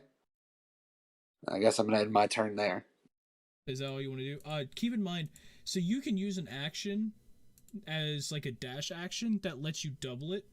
Like lets you double your movement. Basically for the turn. But it uses your action. And also you have 30 feet of walking speed. So you can move an extra 5 feet before you do that too. Okay, well, I might take that extra 5 feet and go to that wall that's up to the top left of me. Okay, well, this is the extra 5 feet. Every block is 5 feet. Okay, well, then I'm just going to end my turn there. Okay, we're going to end right there. Cool. On back to Marquise. He is going to, kind of take his little stroll, do his 30 feet. He's going to take a dash. And he's going to be right there. And he's going to end his turn. On to you. All right. Mm-hmm. I'm going to run. Ooh. All right, I'm trying to see where he's at. I'm gonna run straight forward and yes,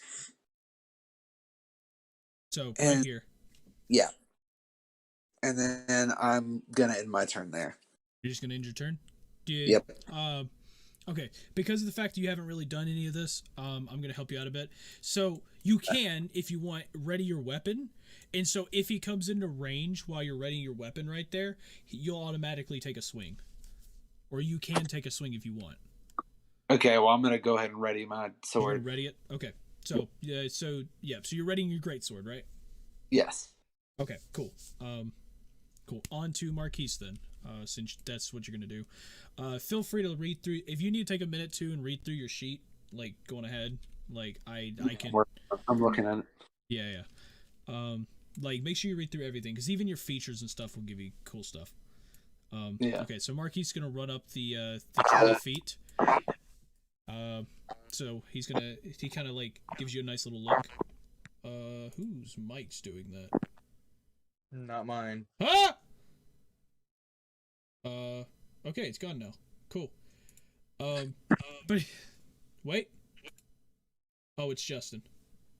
Oh, it is. What's going on with it? It's like echoing me back at a very static. Well, here, I'll just mute whenever I'm not like talking directly. Okay. Cool. So Marky's walking up, and he kind of like walks over and he goes, "Well, I guess it seems I have to attack you, good friend. So don't take this personally." And he kind of swings his cane for your legs. So we're going to go to Marquise's.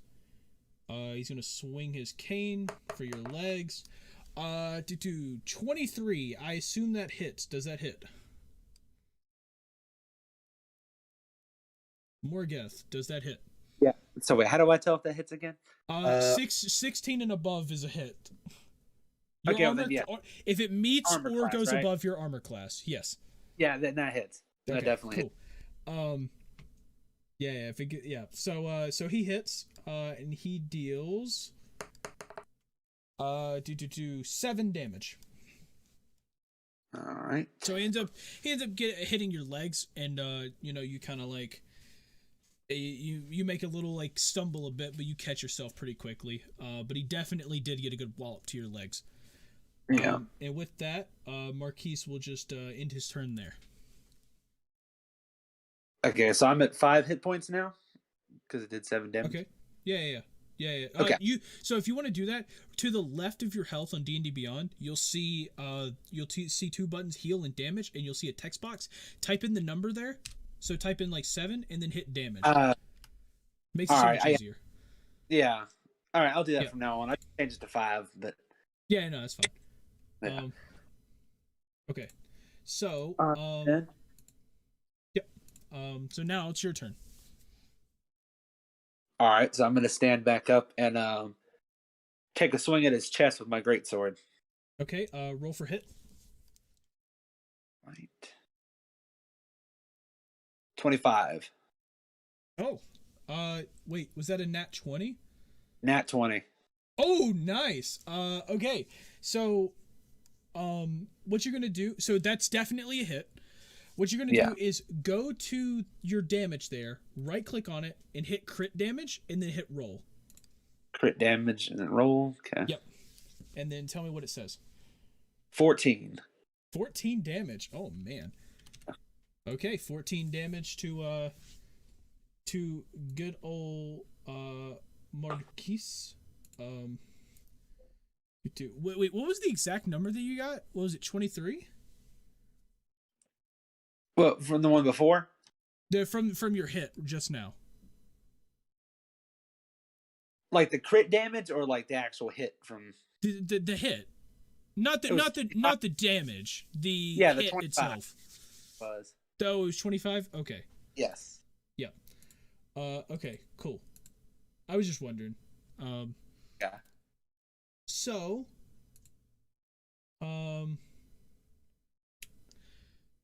is that going to be all for your turn? Can I swing at him again? Depends. Can you swing at him again? Your character sheet would say this. The attacks per action one. Then no, I've only done one. I'm gonna go ahead and end my turn there. Okay, cool. I'm just doing a quick look through, just seeing if you can. Maybe I'll find something that you didn't. It says lands a full arm strike. I don't see anything. Yeah, no, you can only do one. Okay, cool. Well, with that, we go back to Marquise. Marquise is going to quickly he's going to kind of like drop his cane down. And he is going to just go for a punch. So he's going to swing. He gets an 8. Is that a hit? No. No. Okay, cool. So he tries to go for a punch. He is going to try to punch again. He gets a nat 20. Does that hit? Yeah. Okay. He's going to go in. And he is going to get a nice wallop to the stomach. Dealing load for me D&D Beyond. Load for me D&D Beyond. Okay, let's re-roll because that didn't work. So he's going to go in and he's going to deal 4 damage. Oh, okay. So with you two just fighting, he deals 4 damage. As he gets the punch off though, he kind of looks at you and he goes, "Friend, you don't look too hot there." Well, he did just punch me in the gut and trip me up. He quickly asks you. He goes, "Good friend. I forgot from before. Why did you join this tournament again?" I wanted to win. To cure my blood. Is there any specific reason behind that, or did you just join? Nope, no specific reason. I was just in town and I saw what was happening. Okay. Well, sir. Good luck as he kind of like gets ready again. Oh yeah. Yep. So, no, it's your turn. Alrighty. I'm gonna stand back up and I'm going to swing at it with my greatsword once again. Okay, yep. So you're just gonna swing at him with the greatsword. Alright. So just roll for hit. Yeah, roll for hit. Okay. 20. 20, that is a miss. Okay. Anything else? Can I fall back at all? Yeah. You still have your movement, so if you want to run the 30 feet, you can. Yeah, I'm gonna run back the 30 feet. Which direction? You want to go up? You want to go right? Up, just up and to the right. Just as far back as you can go. Okay, so that's fine. That's 25, and then that. Okay, that'll work. This is 30. Yeah. Okay, That'll cool. work. Is that gonna be all? Yes. Okay. 2. Okay. So on to Marquise's turn. He's going to run, and he's going to chase you down a bit. So he is, he walks up to you, and he's gonna go. He dropped his cane earlier, so he's gonna go for another unarmed strike.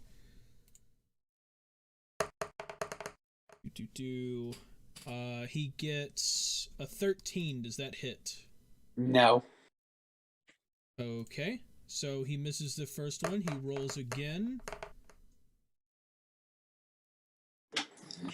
He gets a 15. Does that hit? No. Okay, so he misses both of those attacks. Yeah. Really? Hang on a minute. Okay. Well, that's where Marquise is ending his turn, so whenever he gets back, we'll continue. Hey, Johnny, you like the thing I posted in D&D chat? I'll have to go look. All right, so is it my turn, or is it still Marquise's? That's funny. Yes, it is on to you. Okay. I'm gonna swing for his chest once again with my greatsword. Okay, cool. Right. So roll for hit. All right. Ooh. Nat 20, 25. Okay. So yeah, roll for damage. All right. You got critical. Do I do crit damage or just regular? Yeah, crit damage. All right. Well, hang on a second. I'm trying to. Things being weird. Yeah, it tends to be like that. Yeah. 19. 19 damage. Okay. Well, so yeah, you get a nice attack straight across his chest. You rip you basically like rip his vest, like a slash all the way down his vest, pretty much ripping it in half, and he kind of. And of course, it reveals his robotic body and everything, and he's just like, "Well, this is new." And he kind of looks at you and he goes, "You know what? I like you." And yeah. So is that the end of your turn? Yeah, I'm gonna say the feeling is mutual, friend. You're a very strong combatant, and then I'll end my. End your turn. Yeah. So Marquise is gonna like he's gonna go and take a he's gonna like take like a nice punch straight for your gut. Your mic is acting up, my man. Or someone's is. Hello. Hello. Probably me. It probably was. But yeah, he's gonna take a nice strike for your gut. Does a 13 hit? No. Okay, he's gonna take another strike for your gut.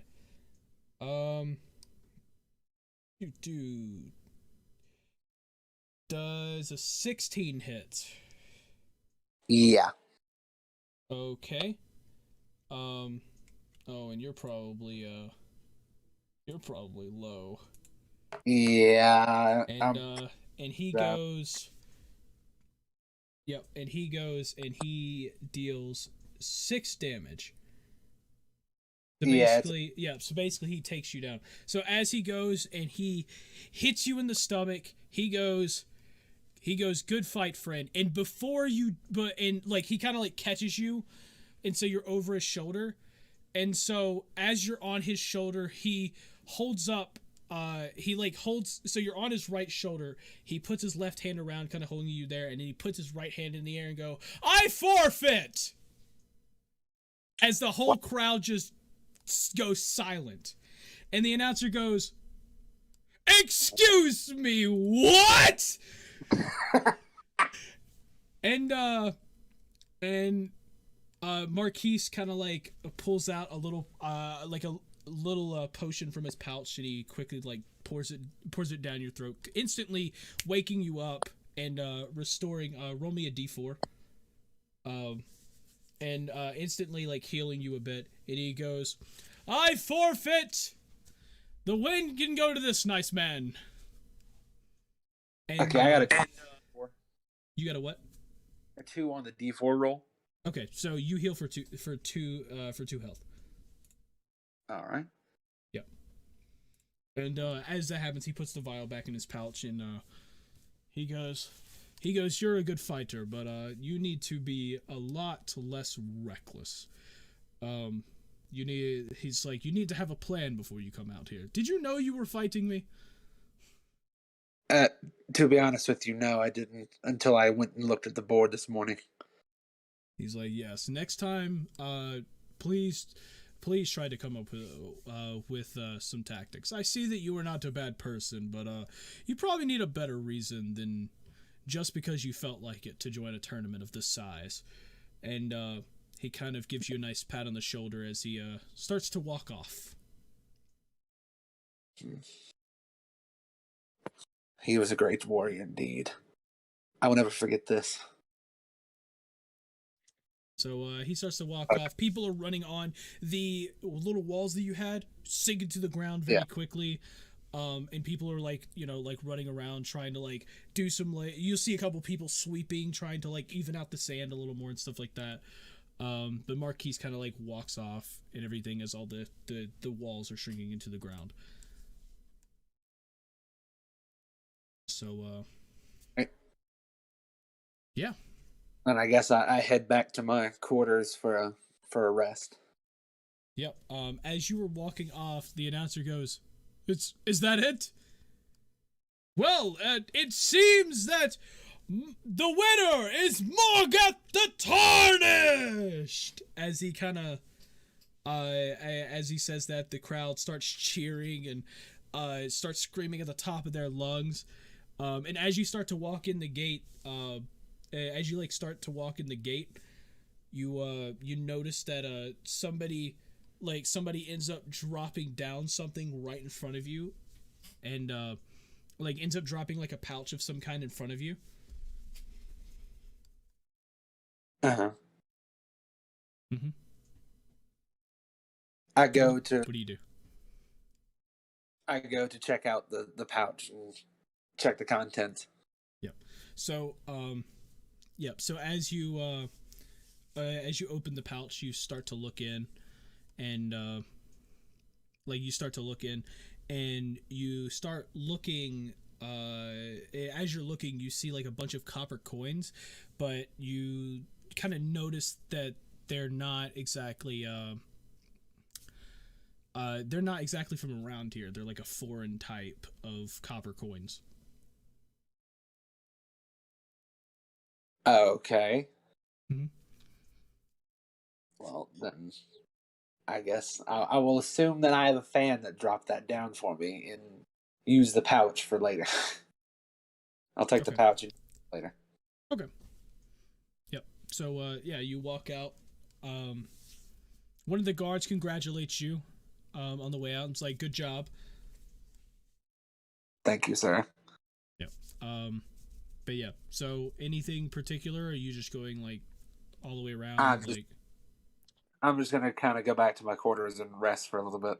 Okay. Until the fight.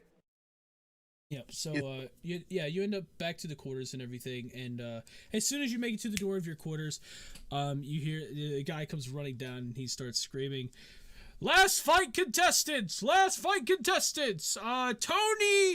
the Fearless and Morgoth the Tarnished, report to your gates! As he starts walking past the contestant rooms. Ugh. Damn it. Alright. So then I guess I'm gonna have to start heading back towards the gate. Yep. Yep. So you end up going to actually, Tony, which gate do you go to? I would have gone to the front desk to ask. You're gonna go ask, okay. So, Morgoth walked to the gate he was just at, and Tony goes to the desk. Tony ends up arriving at the desk, and the guy goes, I know what you're gonna ask. You are at the contestant room gate door. Have fun.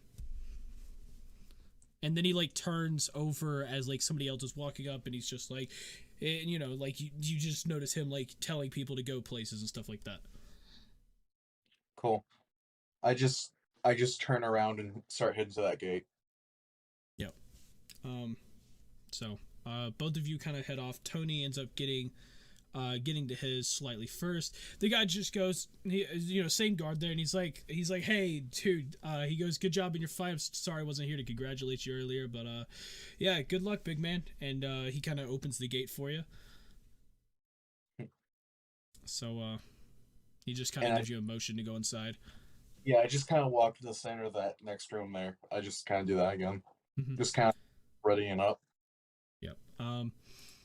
Yeah, so as that happens, we move over to Morgoth. Morgoth arrives at the other gate, and as he arrives at the gate, the guy just kind of like looks over and he's just like, he goes, hey, he's like, you're back already? Like, are they really not giving you any time to rest or anything?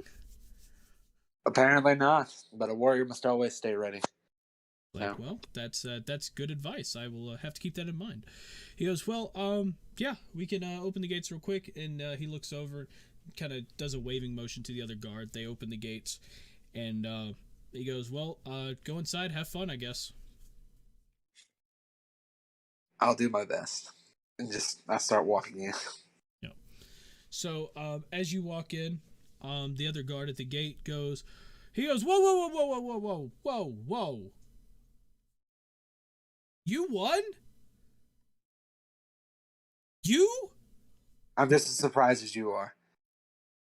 He's like, what? I thought... Man! He's like, man, I just lost 20 gold. He's like, oh, I'm sorry, my bad. You gotta understand, the robot was a really good one. He was a really good fighter. I agree with you. He was a very good combatant. Yeah. I don't know how win, but I guess by the grace of the ones above, I won this fight. I won that fight. Yeah. So as y'all kind of finish up your conversation, he goes, "Oh, okay. It looks like we're time to go." On each side, both of them kind of just looks over and goes, he just goes, "You know the rules, blah blah, all that good stuff." He'll announce you, and then of course y'all will go in. We will escort you this time to the center circle because it is going to be a confined place in which you have to fight. So good luck. Oh, okay. Yep.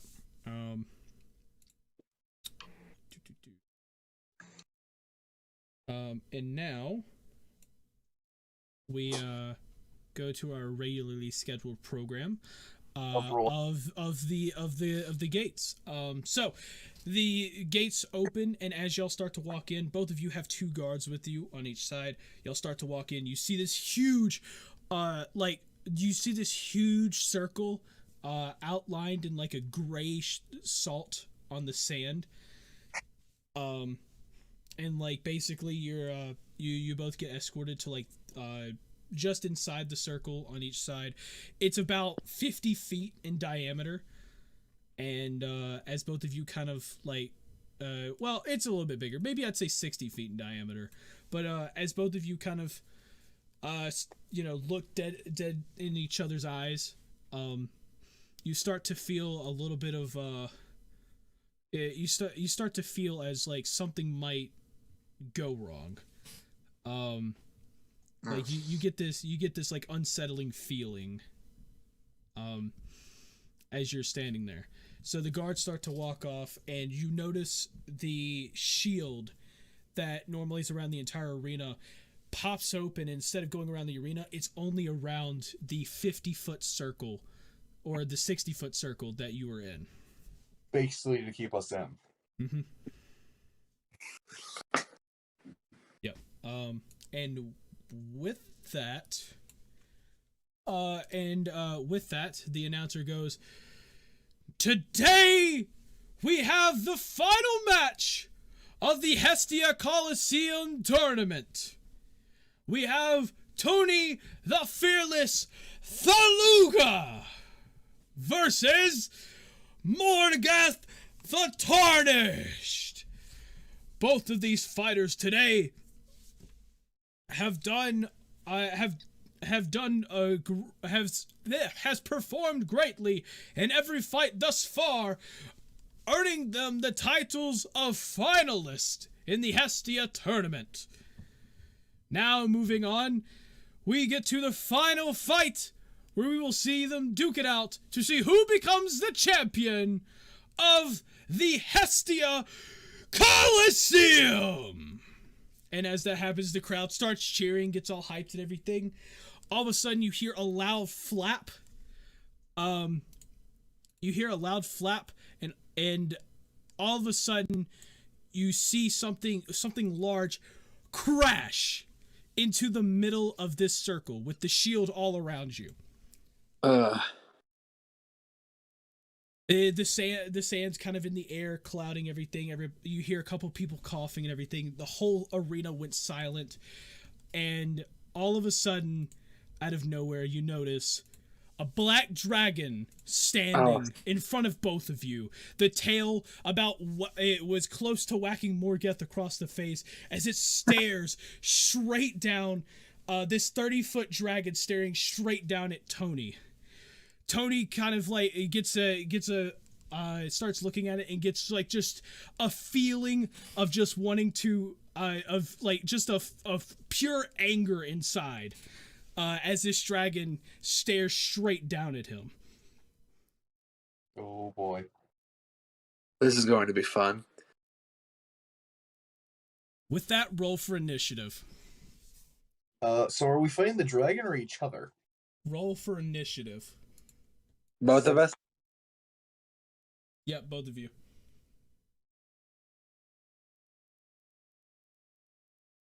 Out of 14. Okay. What did Tony get? 17. 17? 17 and 14? Yep. Cool. Sorry, I didn't actually create the character sheet here. No, not character sheet. I didn't create the actual encounter yet. Yeah. So I'm still at 3 health, right? 3 out of 12. Okay, so it was 17 and 14, right? Yes. For this fight, both of you are at full health. Okay. Yeah, just put yourself full health. Anything else that you may have used is gone, but you're at full health. So I don't have Stone's Endurance? No, you don't. But you're at full health. Okay. Yep. So if you lost any health or whatever, put it back to full. Okay. So, cool. So Tony, you are up first. What do you do?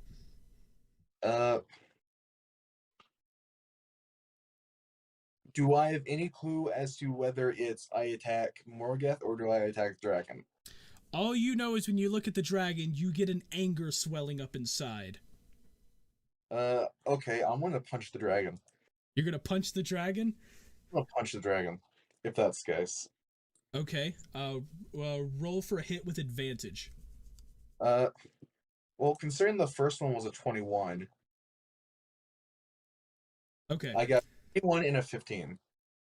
Okay. Roll for damage. 4. Okay. Explain to me exactly how you want to punch it.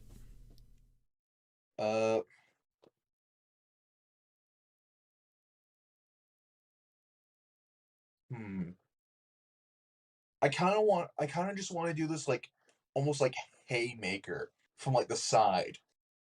Just like I'm like filled with rage. I just kind of like punch it like to the side to try like knock it to the ground. Okay. So as the dragon kind of like moves its head down to you, you start to see its mouth kind of like open just a little bit, and you'll see like almost like you'll see like or it blows out like a bunch of air through its nose and it hits you in the face. It pisses you off enough. You hit a haymaker right across its face.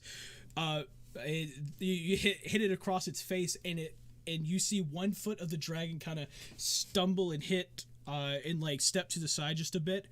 It then pulls his head up, looks at you.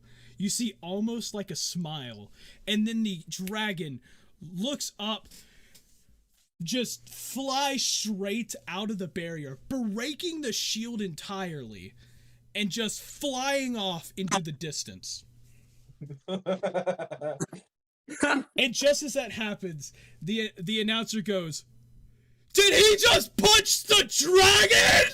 And the arena goes wild. And the arena goes wild. Everybody's going off, and people are starting to scream. People are starting to scream, "Dragon fist! Dragon fist! Dragon fist!" And the announcer goes, "Well, it seems that we must have a name change. So our good friend Tony is now Dragon Fist!" And the crowd goes so wild, just starts screaming. People are cheering at things. Then you see weapons, all types of weapons flying into the arena. None of them makes it into the circle, but they're flying into the arena, all just lined up on the edge as people are just throwing stuff in. Frobo is getting saltier by the millisecond. Johnny, and then just Tony's just kind of like standing there, like slightly confused, like wait, is this not what we were supposed to do? Like he's still anyway, but he's just kind of like confused a bit. Yeah. You mother. So the announcer kind of looks back into the arena and he goes, "Well, let's get the real fight underway now that that's over. Is everyone ready?" The crowd starts screaming, "Yeah!" And then he goes, "We have Tony Dragon Fist the Luga versus Morgeth the Tarnished. And it is time." Yep. Should I change Tony's name to Dragon Fist now? That's all you, man. "And it's time for the fight!" And as he says that and points in the air, you hear a gunshot. And we are back to the top of the round. Tony, it's your turn. Nothing has happened. Good luck. Okay. How far away is Morgeth?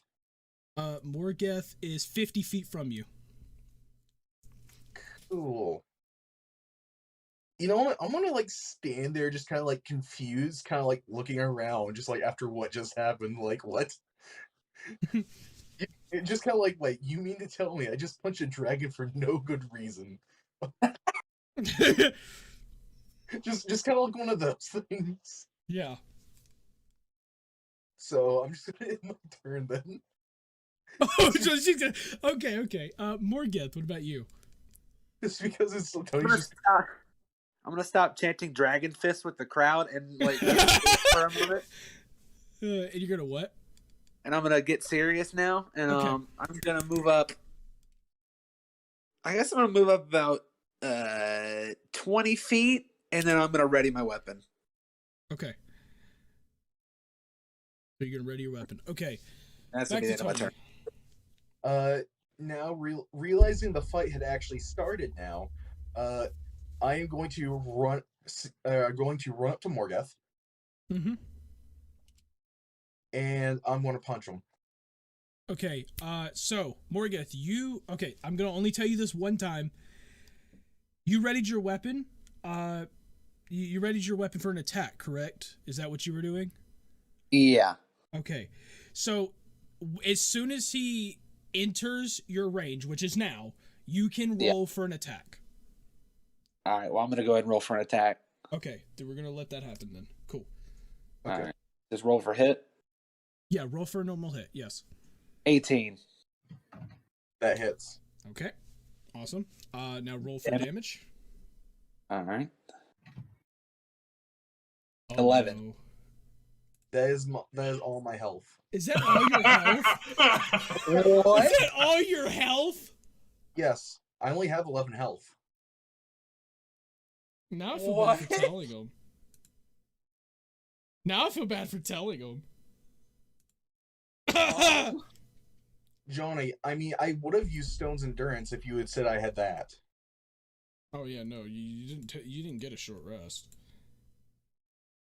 So am I just down and me? Because did you rest? Yeah, I said I took a short rest. Oh, you rested during his fight. Yeah, I rested during his fight. Oh, crap. He did say- He did say that. He did say that. Then he does have that. Cool. Okay, Oh well, yeah, okay. Well, yeah, I'll allow that cuz I don't know why. I just thought you watched the fight. That does no damage to me. I negate 13 damage. Frobo is sitting sulking man. in the stands. Okay, I will roll for an attack. Okay. That was fun. Okay, cool. My bad. Does an 11 hit? No. I'm going to roll for another attack. I will have another. 7 Another.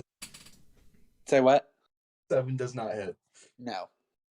Okay, cool. That's my turn. Mm-hmm. Okay, I'm gonna go for The announcer like quickly stops you guys and goes, "Wait! A new rule has been implemented because the shield is down. If either contestant leaves the circle for any reason, they are disqualified." And with that, and with that, Morgeth, you take your turn. All right, I go for another slash with my great sword. Okay, roll for hit. Yep. God, he's 15. 15 hits. All right, rolling roll for for damage. damage. 11.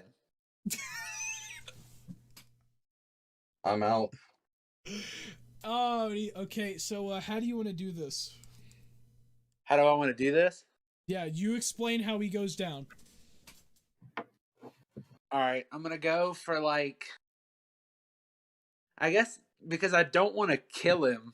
Yeah. Okay.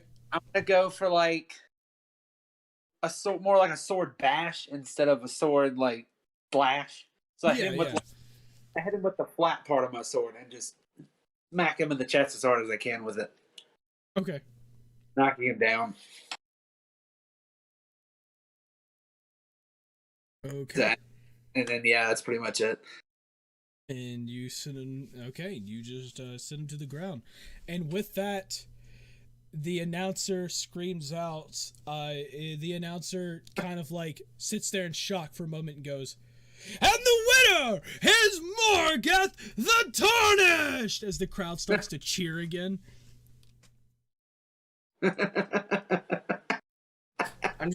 Yeah. My HP to 1. Yeah, no, feel free to do that. Yeah. So yeah. The crowd cheers and everything. You start to see guards walk in, and they're actually starting to walk up to Tony, to kind of like almost like drag him off. Okay. Okay. So they end up like grabbing him, and they start dragging him like toward his gate. Yeah. Is Tony conscious at this point, or is he just completely knocked out? He's knocked the Oh, hell he's out. gone. Yeah. You literally just knocked me out. Well, I mean, yeah, I was gonna like say something to him, but like, no, if he's knocked the fuck out, then I'm not gonna do He's anything. knocked the fuck out. That's like saying that you just knocked out someone. That's like something like you just punched to the ground. Did I knock him out? I'm sorry, Austin Powers, but that's not how it works here. That's groovy, baby. All right, well then I guess I flashed my sword up to the crowd, trying to gloat for a little bit, and then I head back to my quarters. Okay. Well then.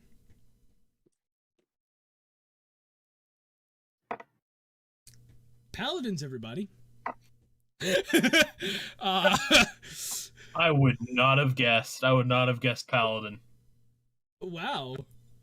I would have guessed Fighter. Damn. Totally. Oh, man. That's about Paladin, it. everybody. Just call him shenanigans. Wait, what? Did you just call Um, shenanigans? Yeah, Yeah, but as they're dragging Tony out, Tony's like conscious for just a moment as he hears the crowd just constantly screaming. Even though Morgeth wins, they're screaming, "Dragon Fist! Dragon Fist! Dragon Fist!" And then he's just unconscious again as they're dragging him out. No, you don't get any words. Have fun. Okay. So, now we return to anybody. Who the hell wants to do something? Well, Frobo is going to be doing something. He took a short rest after the fight, if that's okay. Yeah, sure. You just can't go back in your room. Yeah, I'm gonna do what I set out to do. Johnny, he was knocked out. Wait. You just Frobo- pushed me. You Yeah, pushed but me to the ground. Oh yeah, you did kind of faint. yeah, you fainted after I pushed you to the ground. Let's just say he woke up by the time the next fight happened, because he's already been engaged in it. Okay. Let's just say he was out for a bit and then he kind of woke up. Yeah. It was just kind of enough to like knock him out for a little bit, yeah. Because he fainted, which fainting doesn't always knock you out. So, he was there. But, yeah. So, what are you going to do, Frobo? So, Frobo is going to try and find Caden. Okay, so you're trying to find Caden in the stands. Yeah. Okay. Wait, is Caden... Oh. Caden has been in the stands the entire time watching the fights. Yes. Okay, where's Kate? Where's Dominique? Dominique, my man, is gone. Uh-oh. He had some issues earlier, but I don't know why he's not back yet. He said he's gonna. He's kind of integral to my plan. Yeah. He's currently dealing with a chaotic household right now. Oh, got it. Okay. All cool. right. All right. I guess I can try to do this solo. It's not gonna be fun. All right. So Tony's knocked out. There's no way Vanessa's gonna help me, and I don't know Morgeth very well. You could probably try and trick Vanessa into helping you. Good point. I'm gonna see if I can find Vanessa. So, you look around for a bit, and you end up seeing Vanessa, sitting next to Caden and the Gregory the Third, essentially.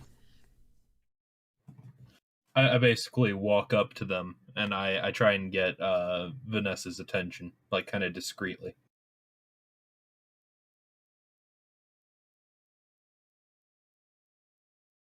Vanessa. I was waiting for you to say roll something or something, but Yeah, I try to get her attention. I'm like, hey, can we talk in private?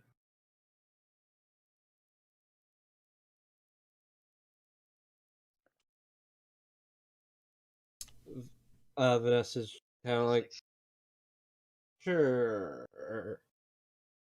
I basically I take her. I try and find like a secluded area. If that's in the contestant stands, then it's there. Yeah, But- as you like try to get like as she like gets up to like walk away, Gregory looks over and he's like, "Ha!" He's like, "Tabaxi friend, where are you going?" Old friend. My friend here wants to say something to me. He goes, "Oh, okay." He goes, well, he goes, "Well, be safe." He's like, "I actually have to head off now. The tournament is over, and I have a long journey ahead of me." Well, Safe I wish you the best of luck, good sir Gregory. He holds a hand out for one final handshake. Yep. He then he shakes her hand. He then kind of gives a little bow, and then he kind of like struts off and just struts off to leave the stands. And you also see a lot of the crowd start to kind of walk out of the stands, kind of like making their ways for the door. So, are we now in a like secluded place? Sure. Define secluded. Everywhere you go is people. At this point, I'd say that, I mean, nobody away from guards. Well, yeah, you're just standing like you're at the edge of the arena right now. There's no guards really there. They're all at the gates, like trying to get people to go through them. So, despite all of us being in a party, it seems that I have lost the wager that I made on myself.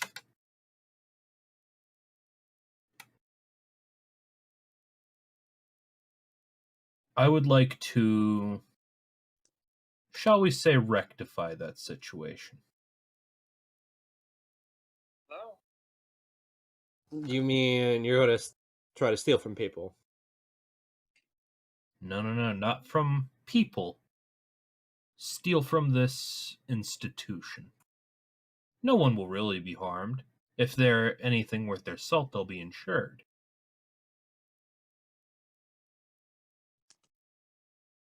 In the betting room, there was a chest filled with gold. Assumedly gold, possibly also full of silver. And let's just say there are more than a few guards. Normally, under normal circumstances, I would discuss this with Tony. However, as, you know, that entire thing goes, that's not going to happen. So I need someone to maybe cause a bit of a distraction so that I may slip in and procure only our funds.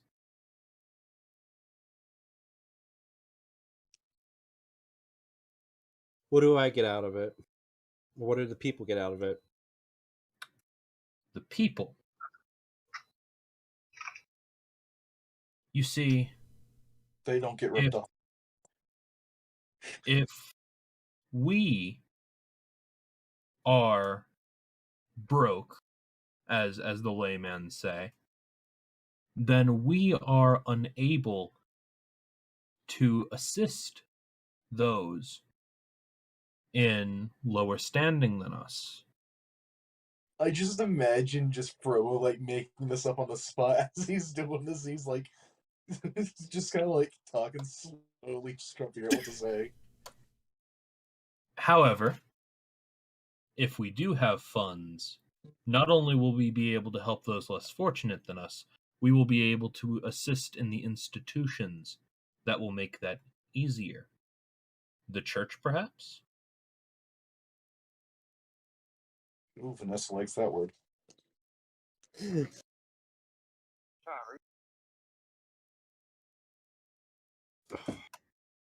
Vanessa just say all right? No. Oh. I did not. I'm thinking.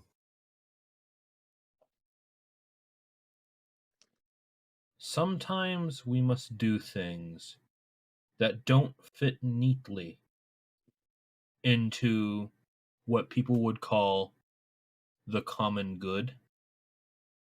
However, seemingly bad deeds can become good deeds if they are done for the right purposes.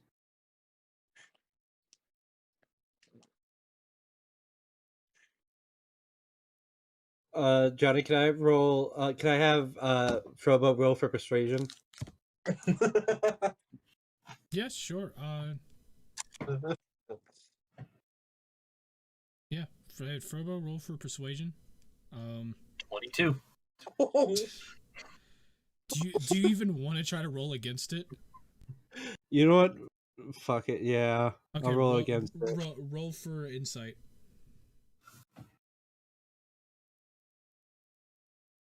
Oh, that's a 4. Silver fucking tongue.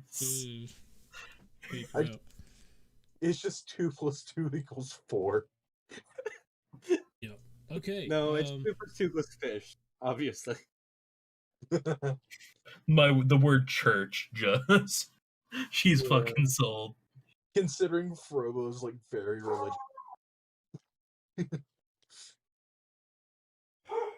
Fine, I'll help. I just need you to cause some kind of distraction so that we may lure the guards. You can do whatever you feel is right. However, I feel the instigation of a brawl near the place where they keep their coin would be most effective. However, first we need to scout out to see if it's even still there. Come. Oh my gosh. Imagine it not being there. That would suck. You just persuaded Vanessa for nothing. I actually have the perfect cantrip for this. Okay, so what do y'all do? We're heading towards the betting area to see if that chest of gold is still there. Okay, so y'all end up getting there. The room is mostly empty. There's one person kind of in the room, kind of like cleaning, like kind of getting papers together and cleaning. You look around and everything. You don't notice any guards or anything. But you don't see anything in the room right now that has like any monetary value. But you do see some shelves behind them that are like faced backwards. So there may be something around that you kind of get the feeling that there might be something right behind that. But just clarifying something, the betting chest is not there. You do not see it in sight, no. All right. But it could be side of the shelf. Yeah, I would think that. I'm going to first walk up to the gentleman, just kind of swagger up. Okay. So you end up walking up and the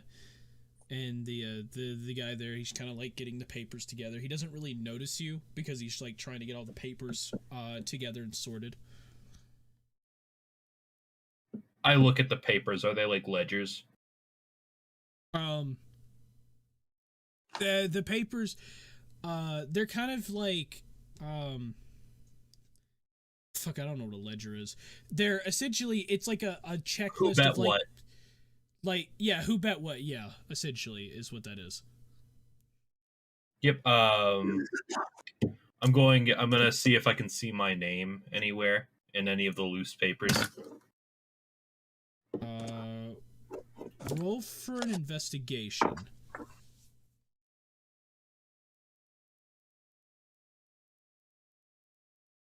Investigation. 13.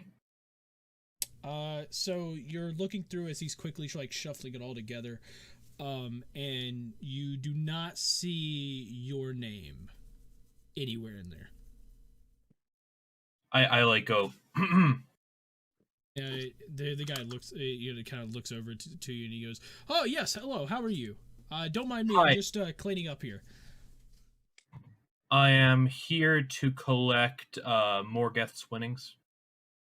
Like, I'm a friend of his. I need to take it to him. He's unable to do so at the moment. He's nursing some wound. Oh.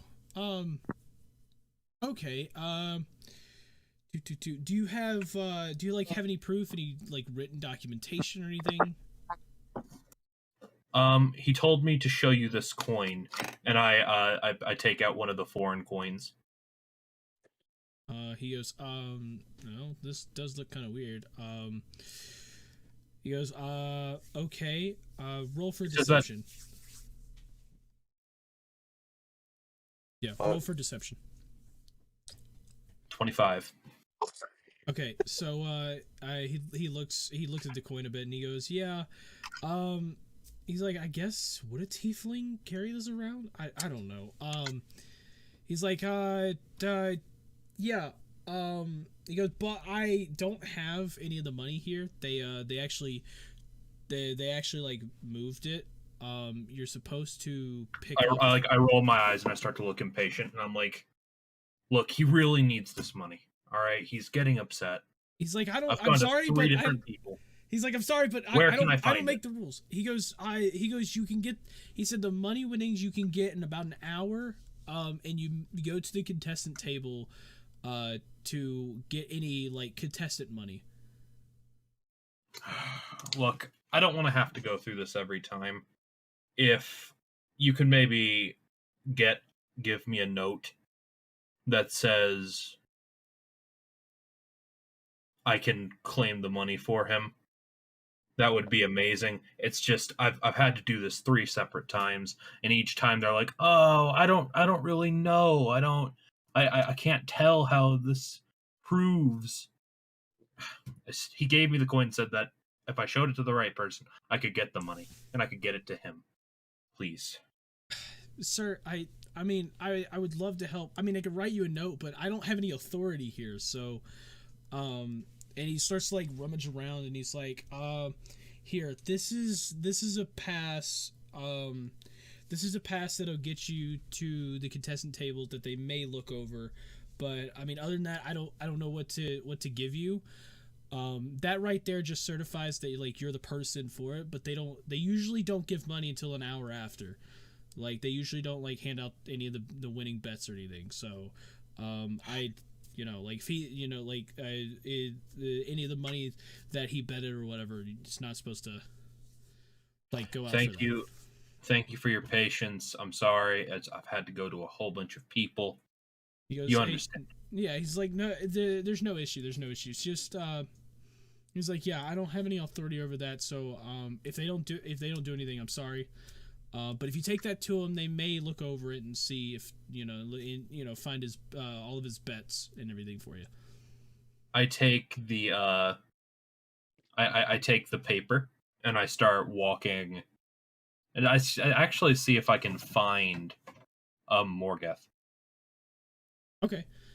So you walk out. So you're going towards the contestant table, right? Mm-hmm. Okay, Morgeth, have you headed to the contestant table at this time? Do you say have I? Yeah, have you gone to the contestant table from here, or are you just still going back to the room to rest? I'm gonna head to the contestant's table. Okay, you're heading to the contestant's table. Okay. Do I meet him? Yes, since he is heading there, you both kind of get there and you kind of meet up. You pretty much arrive at the same time. Basically, Morgeth gets there, and just as he does, Frobo kind of steps down. He gets to the bottom step of that leads to the to the stands, and he sees Morgeth, but Morgeth does not notice him at first. As Frobo like gets to the bottom step, he like notices him very quickly. Hey, Tiefling. Huh? Tiefling. Who the hell is talking to me? Like I wave my hand a little bit, but I'm like looking away, trying to not to draw suspicion. I finally look down and notice him sitting there. Oh. Can we speak in private? You and I. For just a moment. Okay. What do you wish to talk about? I pull him to the side, like away from the ear of the guards, and I'm like, how would you like to be rich? I would like that a lot, actually. So, you'll probably get a paltry sum from any winnings that you might get. There is a box full of bedded gold, ripe for the taking. Go on. I have a cleric who has agreed to make a distraction for me. It would be very helpful if you assisted in this distraction. I take the gold, I meet you outside of town, and we split it 20-70. 27. Yeah, because I have to pay a share to Vanessa. You know what? I'm in. All right. Vanessa and I will give you the signal. Just don't withdraw your winnings yet. Okay. Is the betting box on the table, John? No, it's not. You don't see it like you don't see the box itself. No. You do see people starting to crowd around the table though. Like starting to crowd around the contestant table. So you assume that they're that they're coming to like try to get bets, but they're not letting it out yet. All right. I have it on some authority that we won't have any. We won't be able to get it for about an hour. However, I pulled out the note that basically says that I can withdraw your winnings. As you can see, I am very good with word of mouth. So if we get pinched, I can probably talk us out of it. Just try not to get killed in the mob, okay? All right. And like I start to actually like look around all the different nooks and crannies to see if I can find the chest beforehand. Okay. So yeah, you look around for a while. You don't see the chest anywhere though. Like do I see like anyone with any amount of money? Like any coin pouches? You see a couple people. You see people that are there with like coin pouches, but a good amount of them that look flimsy, almost like there's not really much in there. You notice like maybe one or two people that may have a few coin in there. Okay. Sorry, I had to deal with the family thing. Yeah. Yeah, I'm going to go ahead and like see if I can find the most, like the biggest coin pouch, I guess, again. Okay, roll for perception. Much better this time. 16. Okay. So yeah, you only find one person, and they've got like a little, they've got a decent amount of coin in the coin pouch. It's not really what you'd say a big one, but you do notice that it's probably got some stuff in it. I'm going to like, is it attached to his belt or like where is it? The pouch is, so it's like stuffed in his pocket, and the top of the pouch is like just tied off on a rope, but it's not attached to his belt. It's like in his pocket. I'm going to get I'm going to get my empty coin pouch. Mm-hmm. I'm going to fill it with a few ball bearings. Okay. I'm going to sneak up to him and I'm just going to do the old switch. Okay, roll sleight of hand.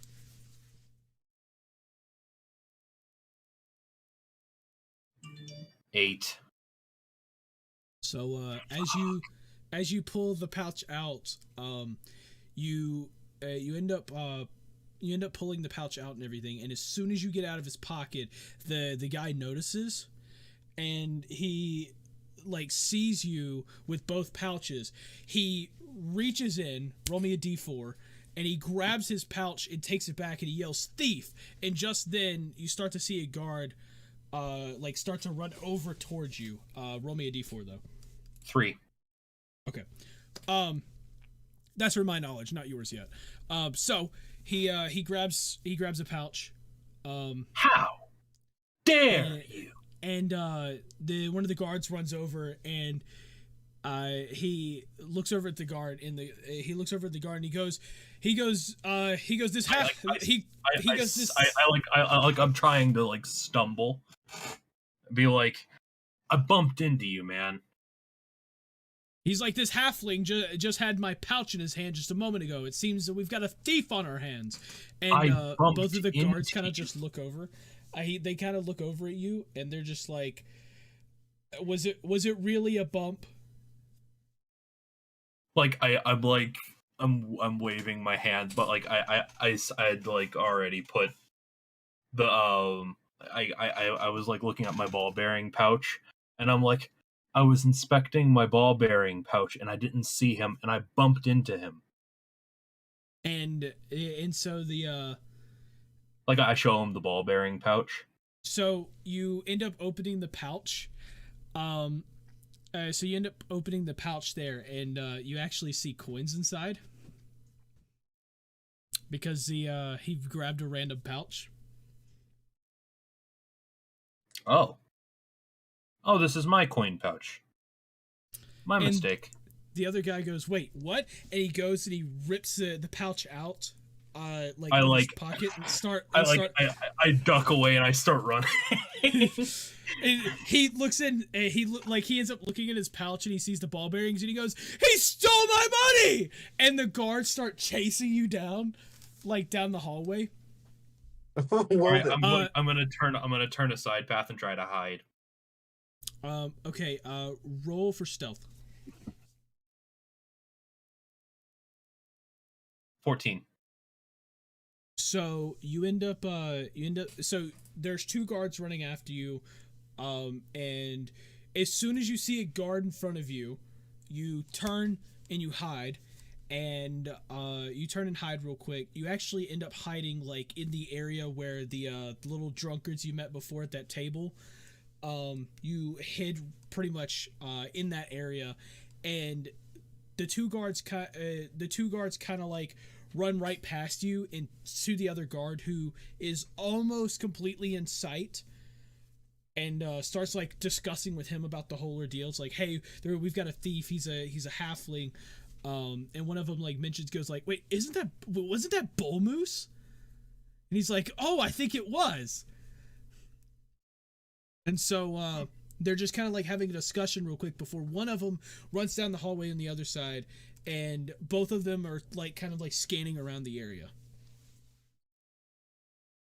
All right. I'm gonna check that pouch to see how much I stole. See if this was even worth it. Yeah. So you open the pouch. Roll me a d10.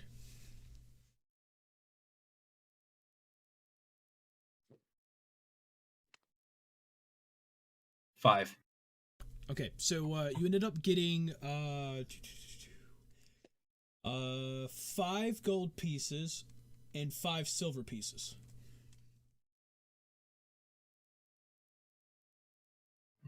Probably not worth it. Probably not. All right. I mean, it had to blow up on me at some point. I am going.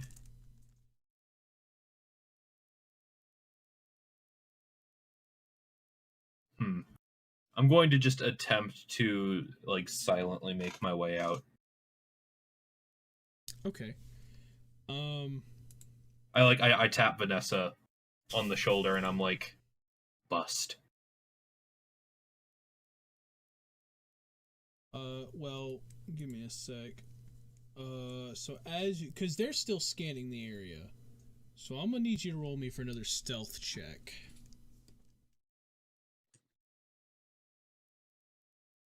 Dirty 20.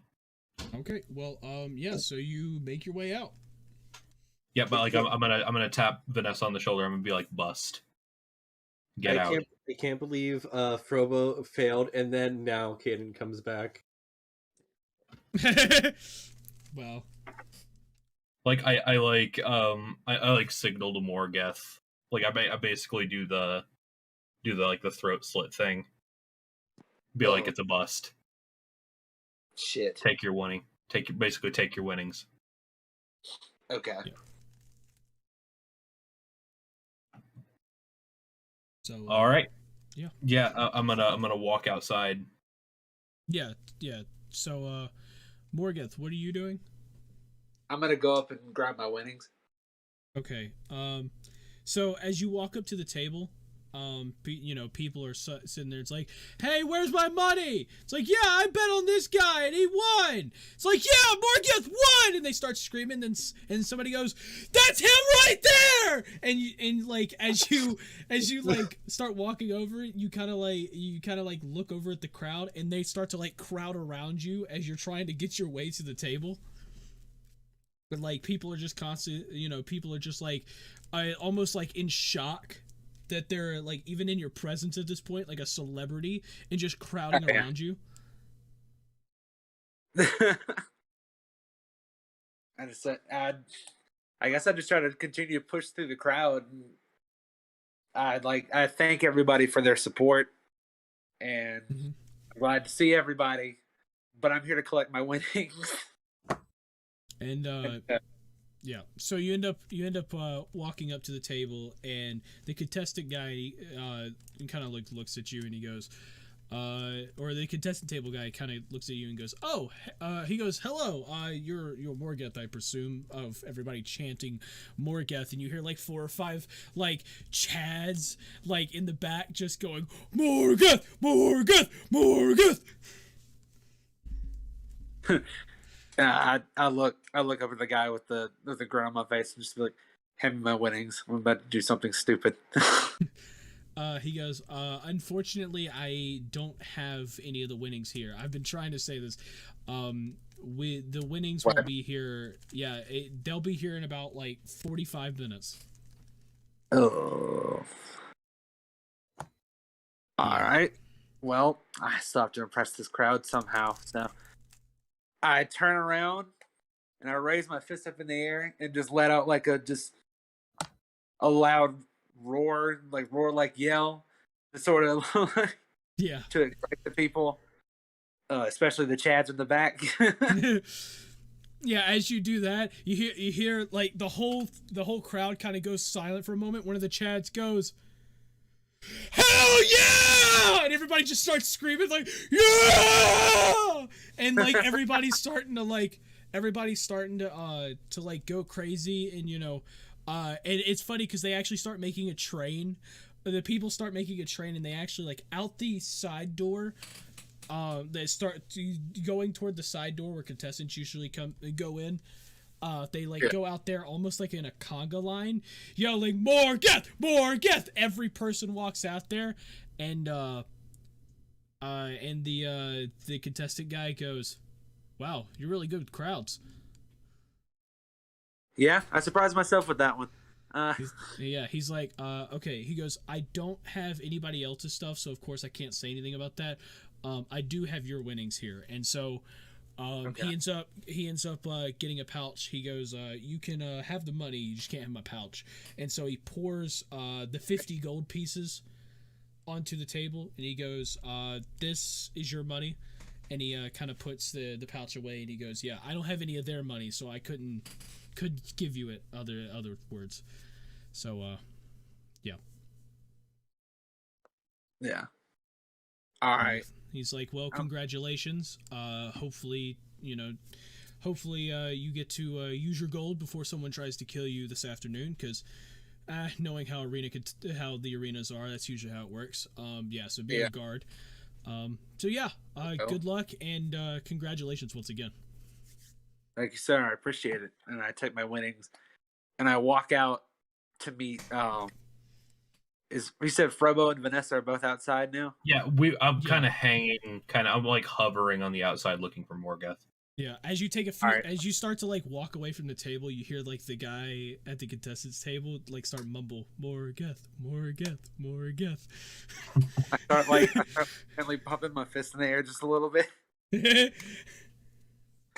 as I'm like walking back out to meet Frobo and Vanessa. Yeah. So as soon as you walk out the door, the whole crowd there is just kind of standing at the door. There's like 2 guards out front, and one of the guard goes, "Ah, yes, Morgeth." He goes, "The crowd's been kind of waiting for you." And one of the Chads there goes, "Bro, I would love to have a drink with you, my man. Would you like to have a drink with me?" I absolutely would, sir. But only if I could bring these 2 along with me. And I point to Frobo and Vanessa. And he goes, "Of course, more the merrier." And I ask them both, "You guys want a drink? It's on me." I nod to him because like I'm trying to like not get noticed by the guards. Yeah. And then I nod back, and then we'll just meet up at the bar. Question: What am I What am I going in? Am I just like passed out? I'm getting to that. I'm getting to that. So as y'all start to walk away, I assume Caden's with them at this point. Right? Caden is with them. I'd like to add something. Vanessa doesn't agree to the drinks. She does. Okay. Is she gonna go with them or? No, she's gonna go try to find Tony because Okay, so Tony's MIA. Is Caden with them though? Or is Caden not with us? Caden is here. Okay, so Caden is with the party essentially. Yeah. Okay, cool. So do you agree to drinks? On one hand, I do, but on the other hand, I feel like it might be a bit more important to go find Tony. Yes or no? You have to accept or decline. Basically, just did decline, just like you can tell on one hand he wants to accept, but on the other hand, he's also thinking about Tony. Okay. So yeah, so then, you start to see people start to walk off. After they take a few steps, the door bashes open again, and then all of a sudden a Goliath just gets chucked by 4 guards out, right out the door. Oh. Tony. Am I passed out or am I up? Oh, you're out. Okay. Well, we found Tony, I guess. Yeah, one of the guards kind of comes out though, and he goes, "Man, I tried telling him not to throw him, man. And he looks over at the party. He's like, I was rooting for this guy the whole time." And he looks at Morgan. He goes, "No offense, man. He's like, it's a Goliath." No, I agree. Yeah, and so he goes, are any of you with this guy?" Vanessa just raises her hand. He goes, "Okay." I'm looking away. I put 2 fingers up as if I'm with him. He's like, "Okay." So he pulls out a little potion that was in a bag that he had, and he hands it. He holds it out to Vanessa, and he goes, "Yeah, this should help with your friend." Okay. So, yeah, and then he goes, "Yeah, congratulations once again, to Tarnished, sir." But, he goes, "I'm gonna, I've gotta go back inside, but yeah, y'all enjoy, have a nice day, hopefully I see all of you as sometime in the future," and he starts to, walk off. Well, that was a bit awkward. Well, once we get Tony up and in commission, I say we either need to make plans on raiding our original target, or we need to get out of town. I'm gonna be honest. I may or may not have blacked out after Tony punched the dragon, and also before he punched the dragon. Oh, All I know is he punched the dragon. That dragon, yeah. As they're talking, Vanessa does go over to Tony. Oh my god, he changed it. Alex actually changed it to Tony Dragonfist Deluga. I noticed it. I'm glad you did. Oh my god. I'm sorry, continue. That was just so amazing. So Johnny, is it just the regular health potion that I was given? Yeah, yeah, did you give it to him? Yeah. Okay, so you gotta administer the health potion. Tony, roll me 2d4s. Oh, 2d4s? Okay. Yep.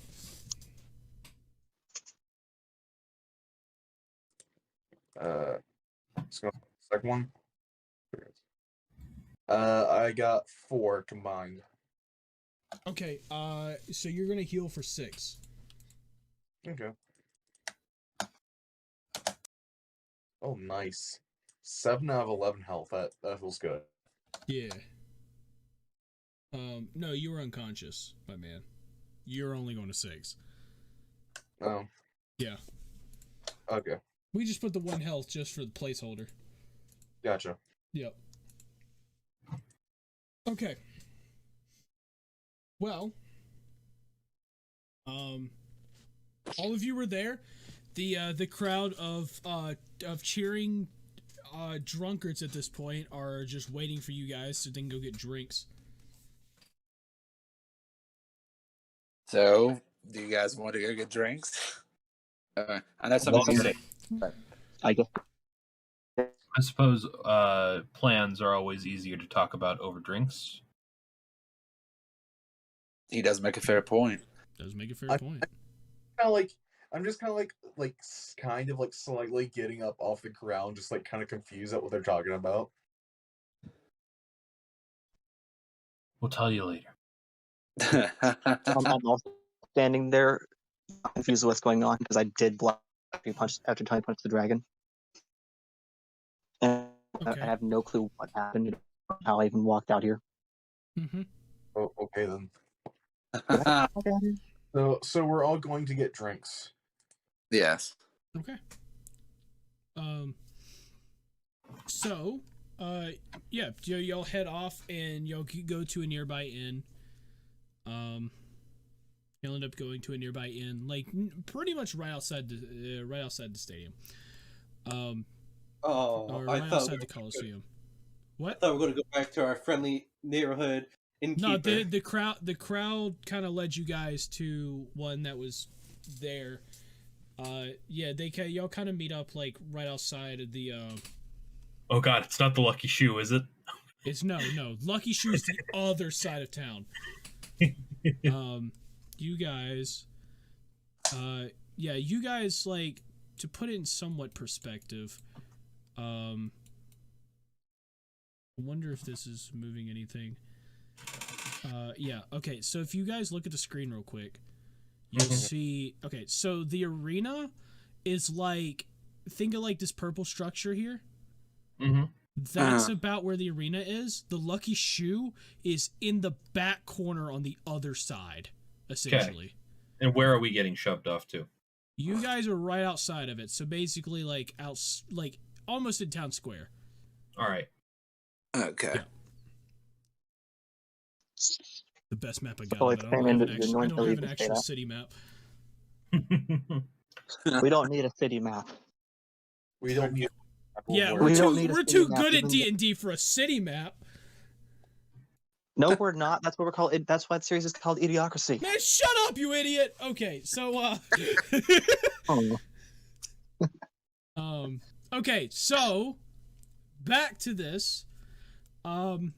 They lead you right out. They lead you right outside of a tavern that they're at, and they're just kind of chilling. Getting ready to go inside. A couple of them have already gone in, but most of them are standing outside, kind of waiting for you guys to decide to figure out what you guys are gonna do. I'm just kind of following our group at this point. Mm-hmm. All the same.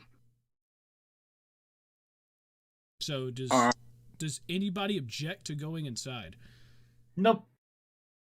Cool. Okay. So they lead you inside, and yeah, y'all get in. You like as soon as you walk in, you notice that this place is a lot bigger than the inn you stayed at. You do see a bunch of rooms, but you're not entirely sure if they're like actual like rooms you could stay at or if they're just other rooms or whatever. You actually see a stage that's set up, and you see like almost like a band there playing some songs. You hear some music of the band playing. You see dancers like all around in the crowd, kind of dancing, putting on a performance, and you see like the counter like across from the stage where you see a bartender, and like this is a big burly man, almost like a guy you'd see in the movies as like the typical blacksmith. And he kind of just he's sitting there wiping down a tankard, and he notices the large crowd coming in, so he motions over, and like 4 or 5 like you see like 4 or 5 you see like 4 or 5 like dancers kind of like walk over to you. One of them just goes, so how many? And one of the chads goes, let's see, we got you know what? Let's go with 30. Oh. And they're just like, okay. And so they start leading you all to the back portion. You end up going to another door, and then there's like this huge like party room almost in the back, where there's like you'll see like tables and tables. It's completely empty, and all of you are basically getting shoveled in this room. And then just as you see most of the crowd sitting down, you see a bunch of a bunch of like waiters and waitresses coming in with drinks upon drinks, just bringing them in. Nice. Yeah, like they're not bringing in like they're bringing in empty tankards essentially with like the big drinks, so you can just pour them all out. Oh, okay. So, John. Yeah. We're at Hestia is the capital, correct? Yes. So sorry to like kind of kill the bar mood, but like this is a kingdom, right? King, queen. Yeah, kind of, yeah. So the royal palace is here, correct? Technically, yes. Okay. I just wanted to clear that up. I see where this is going.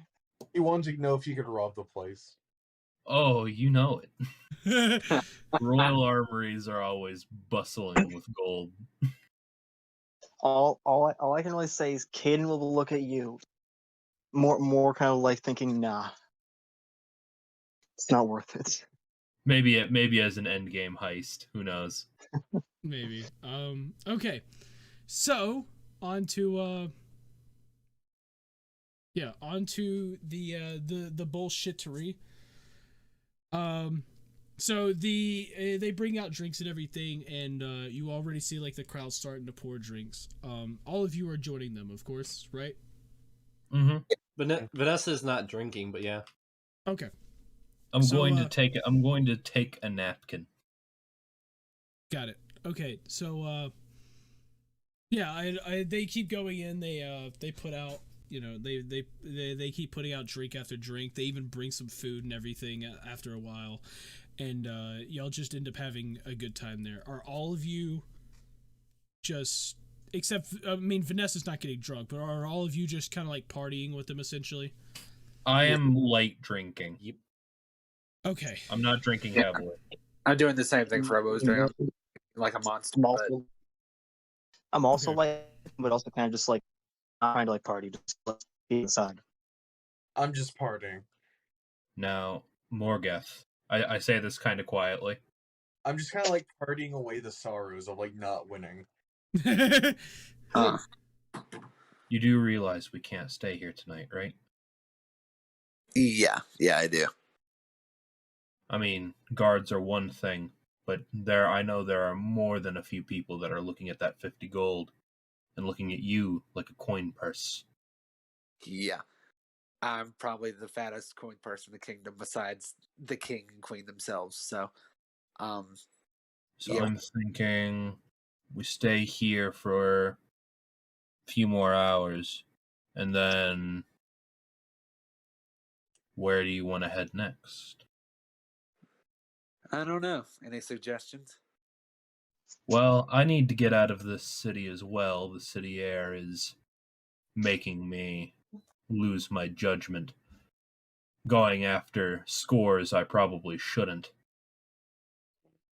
Yes, I do agree with that. Anywhere but here, honestly, at this point, is fine with me. I don't feel like getting murdered. Nor do I. I'm Oh, yes. thinking of attempting to head north. Unless, of course, do you know any areas that are rife with your draconic adversaries?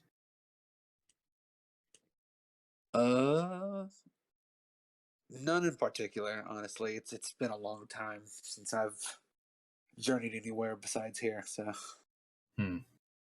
Well, the way I saw you handle that dragon in the arena, He didn't even handle the dragon. He just fucking stood there. I was the one that. yeah, I was about to say the same Tony thing. was the one who punched the dragon. I was know, the- but he's trying to bump up his ego a little bit. You know, you all survived. Both of you, Tony and you survived. This He is true, but I dragon. also nothing. Tony punched the dragon and it flew off. Morgoth died to the dragon's tail. Yeah, if anything, if he did not punch that dragon, I would have died probably immediately. So, Well, it's always been my goal to slay one of those scaly beasts. yep, that feeling is mutual too. I've always wanted to slay a dragon. So, You guys want to scale it? You Say guys what? want to play a dragon? At some point, I would love to, but Yeah, man. Time. Got nothing better to do. There'll be time for that later. Right now, we need to figure out what to do in the moment. I am thinking of attempting to head north. I'm agreeing. I feel like that would probably be the best course of action for us. Does any of us have a map? I just want to point this out. The paladin sounds more like a rogue than like the rogue. The paladin sounds more like a rogue than the rogues. Finally, Vanessa's Rogue map comes in girl. handy. Vanessa's got a map. Just as you guys are talking about that, you hear someone bust in the room, like just bust in. The whole place goes silent, and somebody goes, "Is there a Morgoth here?" So I got my short sword's already like half drawn. I have my hand on my greatsword, and I'd stand up and go, "Yes." He like walks over and he stumbles and he kind of trips and falls down and he picks himself back up and he goes, "You left before grabbing the rest of your rewards." Okay, take a moment to breathe. Ooh, okay. Okay. So, where's that piece of paper? Oh yeah. And he like pulls out this scroll and he goes, by the king and queen, by King Arthur Doraine and the second and the queen, we hereby give you a power shard. They give you a power shard and your choice of the book 1 water or book 2 fire of the rune magic. Well, I think I'm going to go with the book 2 fire. Okay, so he kind of like pulls around he puts the scroll away, he pulls over his bag, he grabs the so you said fire?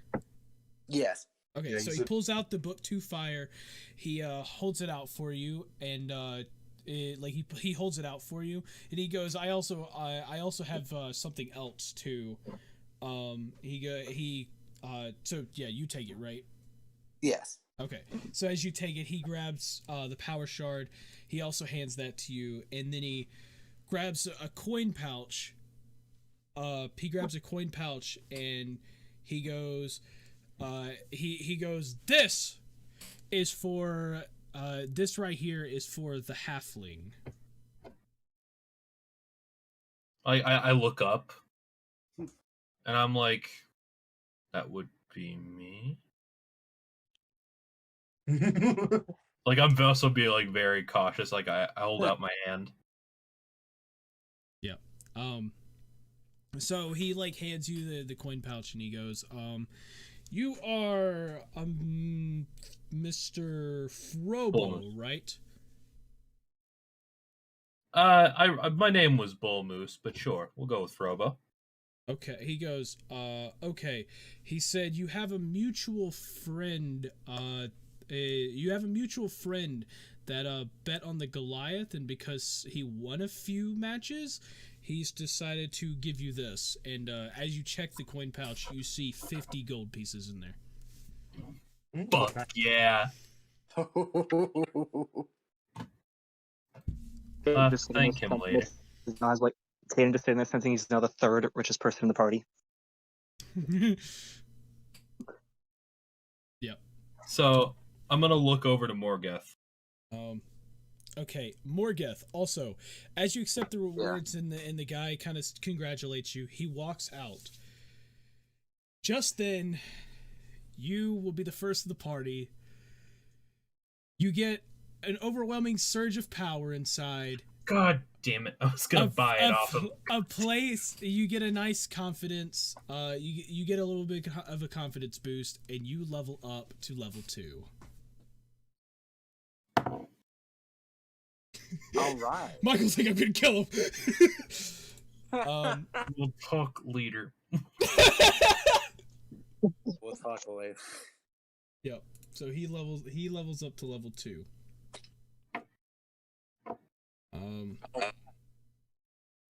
Sorry, how do I change that on my character sheet? Somebody want to explain to him how to level up on the character sheet? So you go to the little hit manage, and then you should be able to see manage character and levels. Yeah. Oh, okay. Yep. And then you just changed level 2. I didn't know if there was a different way to do it, like an easier way or not. Okay. I don't know. Yep. So.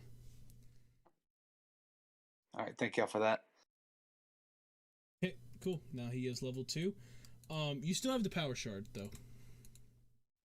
Oh. Yeah. He did not use power shard. That was just for the arena stuff. Okay. Mm-hmm. I'm gonna look over to Morgeth, and I'm going. Wait, what is a power shard? And what does it do? The power shards, which is a homebrew thing in my campaign, has a small chance to level up a person. Oh, okay.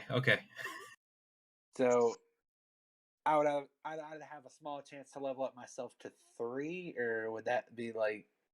It would be a decreased chance because you're higher than everybody. It's a little weird, but yeah. I'm not gonna. I'm not planning on doing that, but yeah. Say, you could give it to anyone in the party, even like the guy who came in second place. Don't you dare, Tony! I'm gonna buy it off him. I mean, it's proven multiple. You might need it. I mean, it's also not a guaranteed level up, so I don't care if it's a waste. I need to try. You were so desperate. My characters suck. Guys, think about it though. Okay. I mean, it's what if we all agree to give it to Vanessa, the clerk, the one who's going to be able to heal? It would actually benefit her the most if we're looking at like character stuff. I mean, I start getting key. Well, okay, and, keep in mind. By the way, us alive. By the way, let me explain power shards a bit. So in the lore, they are only rumored to work. To give someone power, they're rumored. John. They are Johnny. Rumored. That's the lore. You can't prove a level up, dude. You can't prove a level up. In the lore, they're rumored to work. So I get it. You can believe it if you want, or you cannot. I mean, either ways, that's on you. But regardless, we know how they work. The problem is that they're rumored. They're like rumored. So regardless of what's going on, Tony is just drinking and like partying and like trying to make us sad at this point. Yeah. Yeah. I mean, like, he's not sad that like he was in the fight, because like he's like yeah, it was an amazing fight. He's just like a bit upset that like a bit hurt that he didn't like come in first place. That's about it. Mm-hmm. So, Morgoth, do you know what you hold right now? I do. I have the idea of what power I hold in my hand right now. It's You Well- actually know. Remember, no one knows if these works. yeah, the possible power that's in my hand right now. Then, thanks for the reminder, God. Morgoth, I'm gonna need you to roll a religion check. Don't roll a religion check, my man. I'm gonna roll a religion check. Oh my god. Was it 14? Oh, okay. Okay, cool. God says stop rolling for religion check. Okay, good. I'm gonna roll a check to see if I can like work with that. Oh, it's 11. Okay, I'll work with that. I definitely work with that. Okay, back to the conversation. All right. Back to our I previous. take out 10 gold pieces.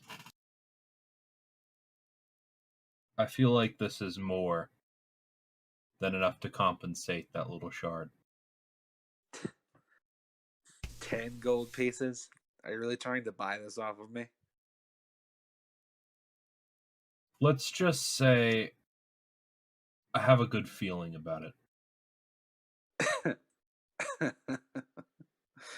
I feel like this is a little bit worth a little bit more than 10 gold pieces.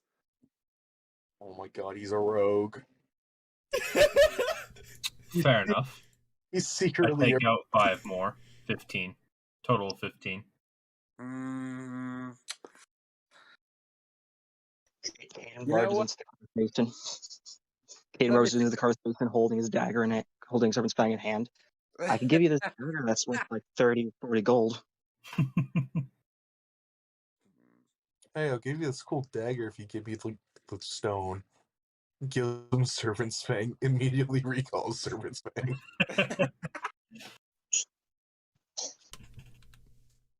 But yeah, no, this dagger, I bought it for like 30, 40 gold. You probably could get it for about that much, if not more.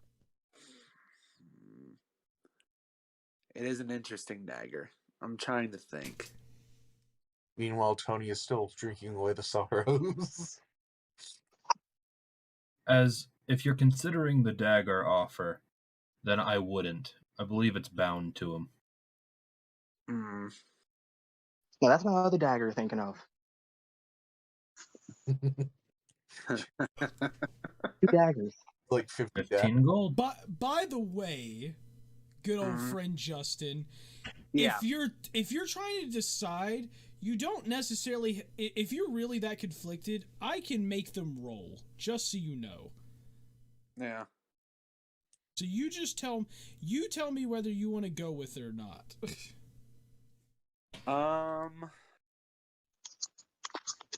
I don't think I'm going to go with either of those offers. Okay, so I need Caden and Frobo to roll for deception, and Morgoth roll for insight on advantage. Deception. All right. Insight on advantage? Okay. No, yeah, roll advantage on your insight. So right click the insight and go advantage, yeah. Yeah, okay. And tell me the I'm not. highest I don't number. know. I don't know how. I don't know if I'm trying to deceive him. I got a 21 on insight. I got a 7 on deception. I got a 12 on deception, but I don't know how I'm deceiving him. Because he does know that these things are pretty valuable. Like I said, it's a 15 rumor, gold but is a lot. 15 gold pieces is a lot. Anyway. At your level, yes. Yeah, that's what I'm saying.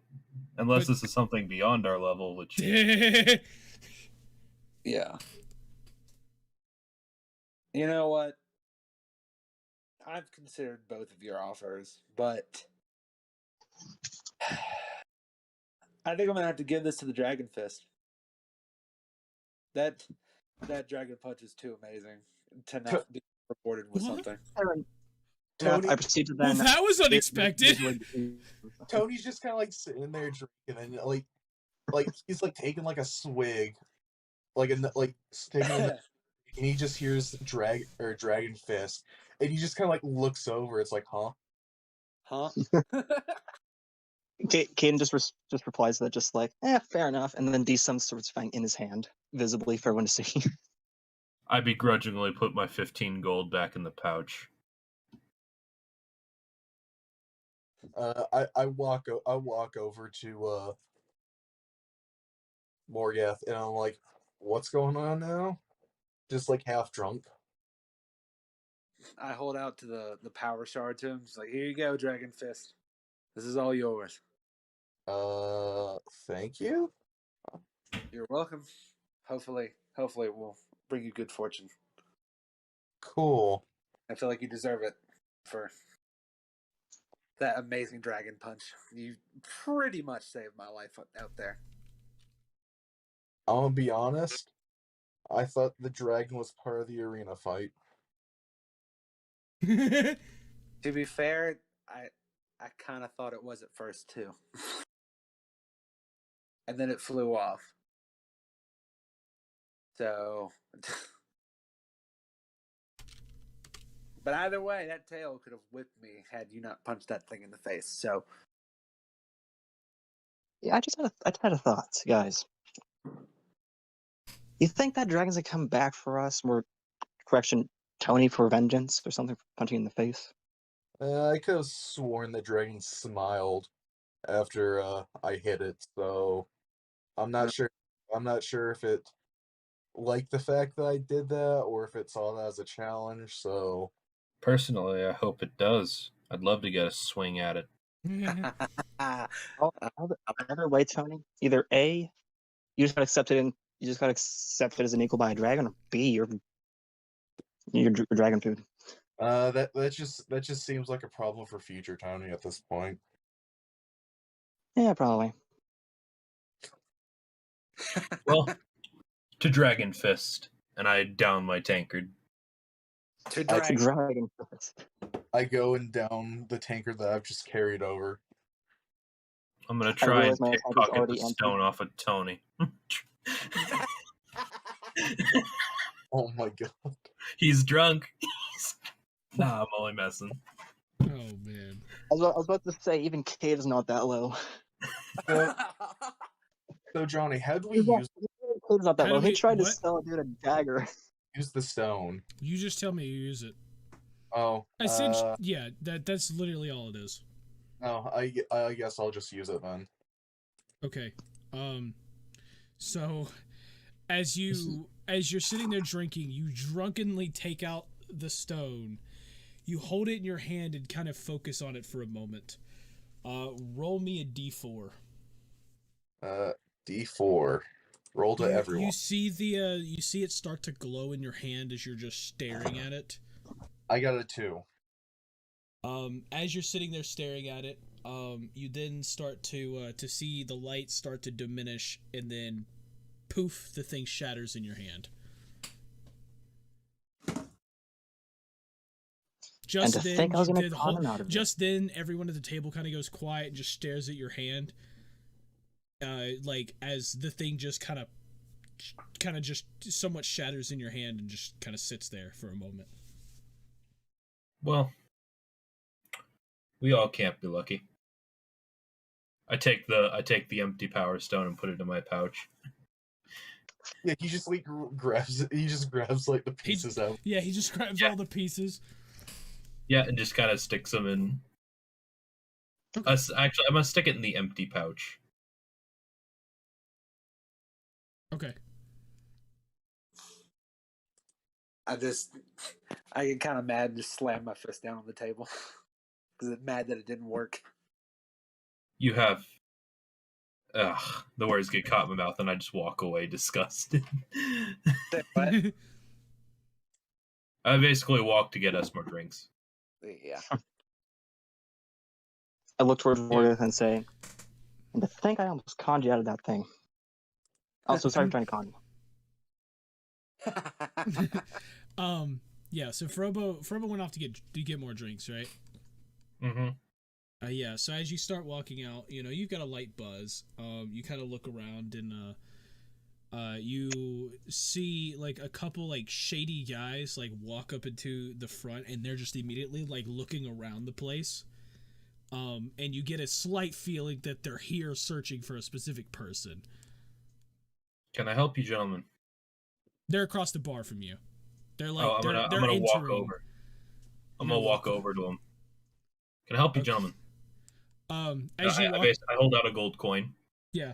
So they kind of look at you. They're like two big burly men, kind of almost like they've got like a bunch of black clothing on and everything, and they're looking around and they're like, "Hey, drinks on first one's on me." He's like, he goes, "None of that. Have you seen a tiefling around here?" Yes, I have. He left recently. He's like, really? Roll for I deception. point. Yeah, I point outside. He's 21. They kind of turn around. They turn around. They're like, okay, thank you. And like, both of them kind of like walk out. One of them looks at you kind of strange, but then he follows. You need to hurry. He had a horse. He's like, okay. And like, as the first one rushes out, the second one looks at you kind of weird, and then he just kind of like rushes off, like behind the other one. I'm just gonna go and talk to the dancer for like a few minutes. Yeah. So that I shake him off my trail. Yeah. So you're just gonna walk up to one of the dancers? Yeah, and just kind of start talking to her. Okay. So you walk up, and she just looks at you, and it's like, "Hello, how are you?" Hey, what is the strongest drink you have? Well, we've got a couple things, but I'm going to tell you the most popular one is probably the gin, because I hear that the gin in this place is the best gin you'll ever have. Have any whiskeys? I'm more of a whiskey man. Whiskeys? Oh, yes, we have some strong whiskeys, too. She, like, turns around, and she, like, you hear her, like, yell something out to the bartender in a different language, but you don't know what it is.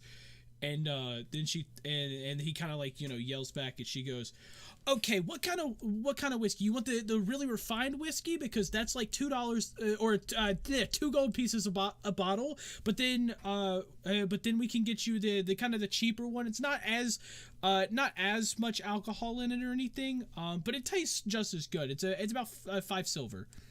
I had a winning bet. Give me the gold piece. She's like, okay. She turns around, yells off.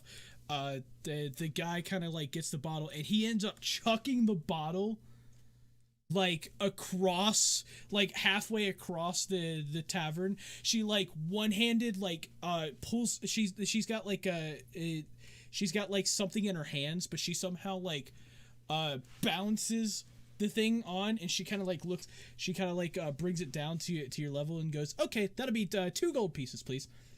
I hand it to her, and I actually hand her another one, and I basically lean close to her, and I'm like, "If those people come back, and like if 2 of those burly men come back, let me know." And she goes, if I see 2 burly men, I will definitely send them or away. anyone that looks like they wouldn't be entering this type of establishment. She goes, "Oh, okay. Yes, if I see 2 burly men that's not supposed to be here, I will definitely kick them out." And then she turns over her left and sees like 2 like kind of like burly guys sitting at the table, and she's like, "You 2, get out!" and she as she starts to walk off. We have a champion in our midst, if you don't know. She starts to walk off. Oh. Yeah. Whoops. She just immediately starts walking off. All right. I'm going to take the whiskey back to the table. Yep. So yeah, you end up going back. The rest of them are still kind of in their party thing. You see most of the crowd that came with you are just passed out drunk in the back area. I hand the whiskey to Morgath. Gift to the champion. Thank you, Bull Moose. I appreciate that. But maybe one day you and I'll get to have a nice little sparring match. Maybe. I'm looking forward to it. But I still feel terrible for that. I think I look over to Tony. I think he forgives you. Well, I want to make sure of that, and I'm gonna gift him 15 of my gold pieces. Are you giving that to me now, or are you giving it to Now, me? yeah, like right now. Okay. Tony, you hand Tony the gold, 15 gold. I just kind of like look at it in my hand for a bit, and then I just kind of like almost like slowly, almost kind of like just like concentrate on what I'm doing, slip that into my gold pouch. Oh yeah. Now, I don't mean to alarm you, Morgath, Yeah. but I might have just saved your life. Oh really? How so? 2 assassins just came by. Oh. I told them that you were riding away on a horse. It'll be a few hours, but Well- that's probably our cue to leave. Agreed. Thank you. Thank you for that. I nod at him.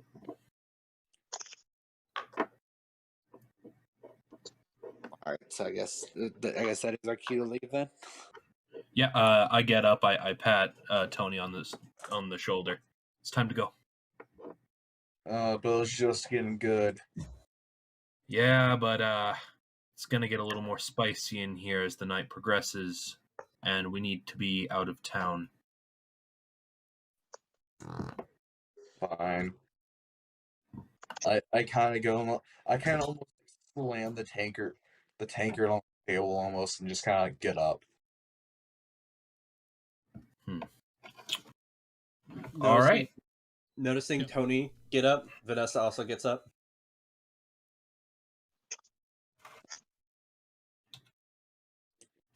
This is the And part then where I'll- Caden pops in and goes, noticing Vanessa gets up. You know. He never sat down. He's been standing this entire Oh, time. okay, got it. Okay, never mind. Continue on. I just kind of follow Furbo. Okay, so are you all leaving? Is that what's happening? Yep. Okay, so y'all walk outside, and as you get outside, just as you get outside, you open the doors essentially, and as soon as the last person steps outside, you see a familiar face pull up. There's 2 horses on the front of a wagon.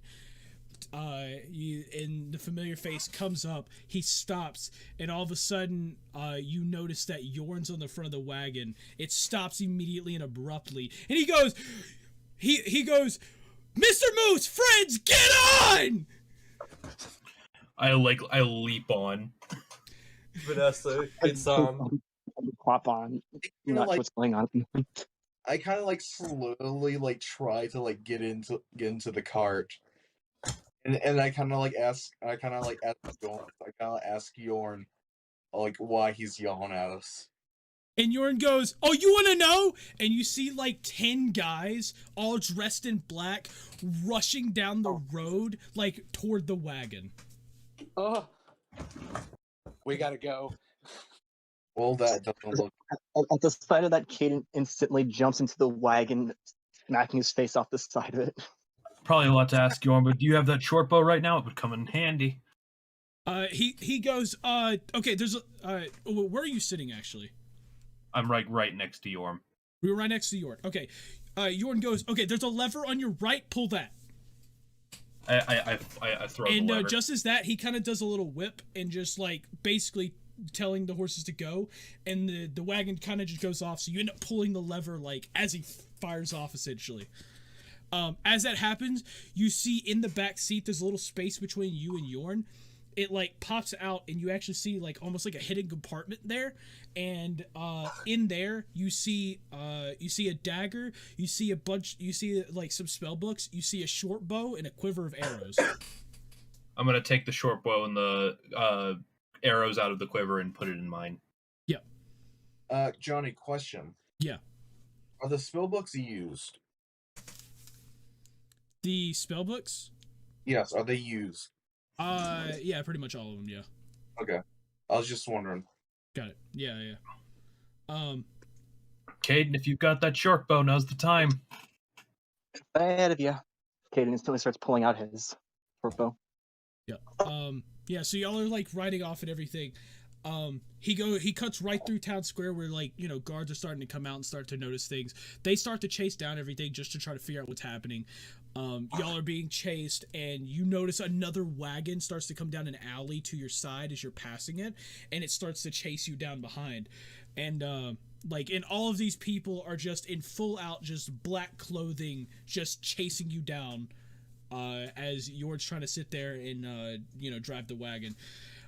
He looks over and he goes, "Hey, no disrespect, Mr. Moose, but I think you should shoot them."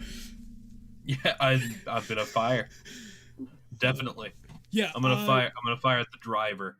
Okay. Of the cart that's coming. Okay. Who all's firing off? Basically, like who's firing anything, throwing anything, whatever. I'm firing my bow. I'm firing my crossbow. Does anyone have a spare Molotov? Okay. So, Vanessa, Caden, and Frobo, I need all three of you to roll me, roll for hits on all those weapons. 7. Nat 20. Nice. Caden? Got a 9. Okay. Basically, Frobo fires off the shot, hits the driver right in the chest, sending the wagon kind of to the side. There's a guy hops up to the front and starts trying to drive it again, but like the other guy just goes straight off. Just then, just into the left, you see another wagon come up. Yorn kind of stops really quick as they stop in front, and just then you notice another familiar face pop out of the wagon. And it's your good friend Joseph the thug. Says, "Go down." He says, "Take a right here, go down 2, and take a left." And Yorn goes, "Okay." And as that happens, him and like 4 other guys jump out of the wagon and start rushing toward the wagon that's been chasing you. So y'all keep going, and you see other like little you see other people pop up, and now and then you see another wagon of the people who's chasing you come up. All in black clothing, start chasing you in another wagon from down. But as soon as Yorn turns, all of you, I need Vanessa, Caden, Frobo, roll for another hit.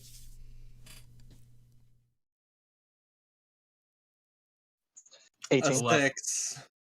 Okay, there was a 18, 11, and a 6. Mm-hmm. Okay. So basically, y'all fire off. Y'all fire. Who got the 6? I did. Okay. Vanessa did. So Frobo and Caden both fire off. They hit both of the people in the front, taking out the driver completely. The wagon flips, and everybody on board just gets crushed under the wagon. Vanessa, of course, missed poorly. But that happened basically as you guys had a sharp turn. And Yorn just kind of goes down. As he goes down, there's a little bit of there's a little bridge over a creek, and he pops over it at increased speed. I need everyone to roll me a dex save.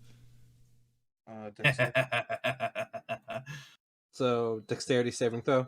Yes. 22. Dirty 20. How do you roll that? Just hit. You'll see saving throws at the top left. God damn it! I got a 4. Roll a dex. The drunk Tony got a 17. The sober Vanessa, who is in fact a cat, rolled a 4. That's funny. You said a dex. You see, you don't Yeah, a understand that. dex You don't saving throw. understand though. You don't understand though. Tony's over here drunk walking. Do you have like the Drunk walk, you don't fall over right away. It takes like 5 minutes of stumbling before you actually do fall over. Oh. Well, that's a check, not a save. Yeah, I'm trying. How do you do a save? The save is on the left. It's literally a box that says saving throws. It's literally the box right below. Oh yeah, yeah. Now my bad. Yeah. Yeah, hit the dex one in that. 12. Okay, 12. Anybody who got below a 10, you take 3 damage. Vanessa takes 3 damage. Cool. Yeah. So yeah, you end up like tripping and bopping your head on the little bridge. Basically Well, hey, at least have 9 lives.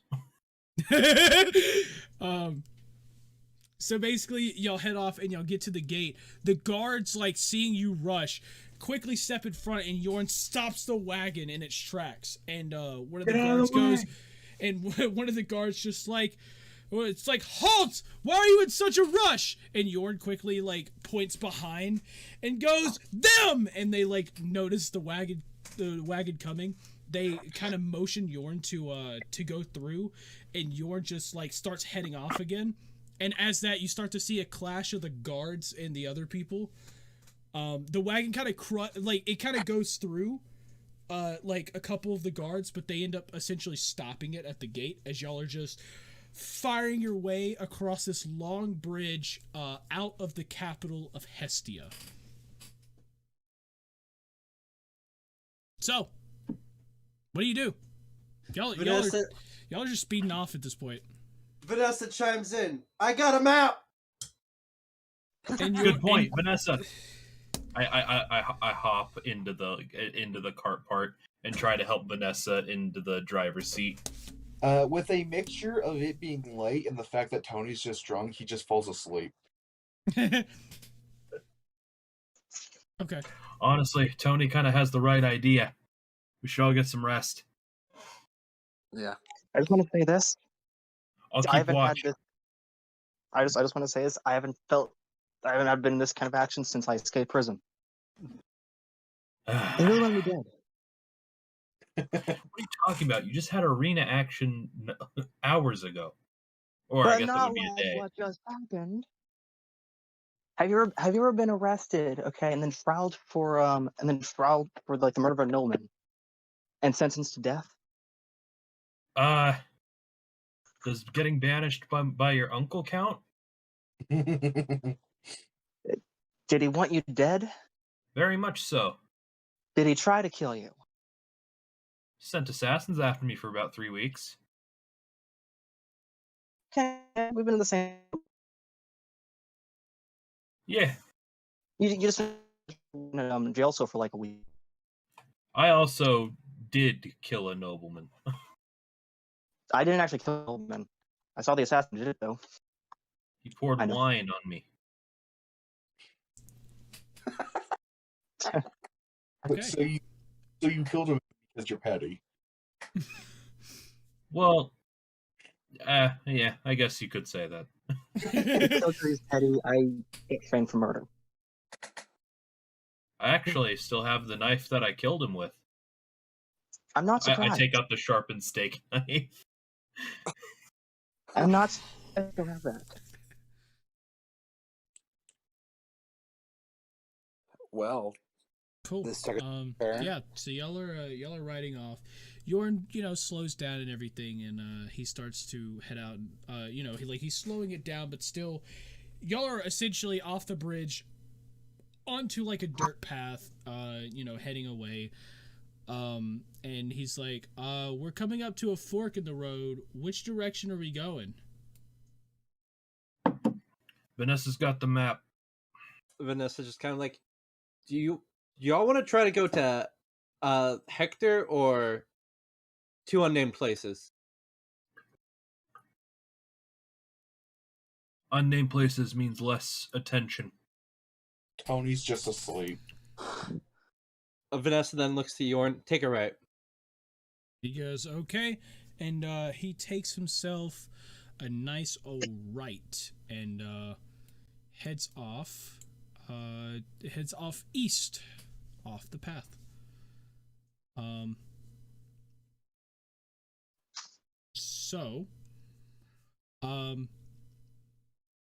With this, he's going to be traveling for a bit.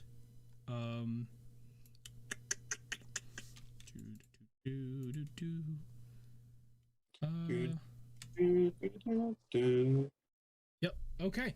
Well, you guys get to take a nice long rest on this journey, and we will return at the grand point in which you guys are on the road. On the road again. On the road again. On the road again. Like a band of gypsies, we go down the highway. Okay. Well, yeah. Anything you guys want to say? Anything? Level up envy. Shenanigans. Shenanigans. Shenanigans. Yep. I think Caden has a concussion from last session. Yep. Okay. Well, if that's all, thank you guys so much for watching. If you enjoyed, make sure you press the like, subscribe buttons down below, and please comment anything you want to say about the series. Maybe your predictions on what happens next, where the party will go, or even if Frobo gets his level up next session. We'll never know. But Rise. I hope he does. So yeah, thank you guys once again. This is Just Johnny Test and the party. Woo, party. Woo! It took them a second. Say Party! Stay awesomeness, and we will see you guys in the next D&D session. Bye-bye! Yeah, yo! Bye. We're not going to put on this.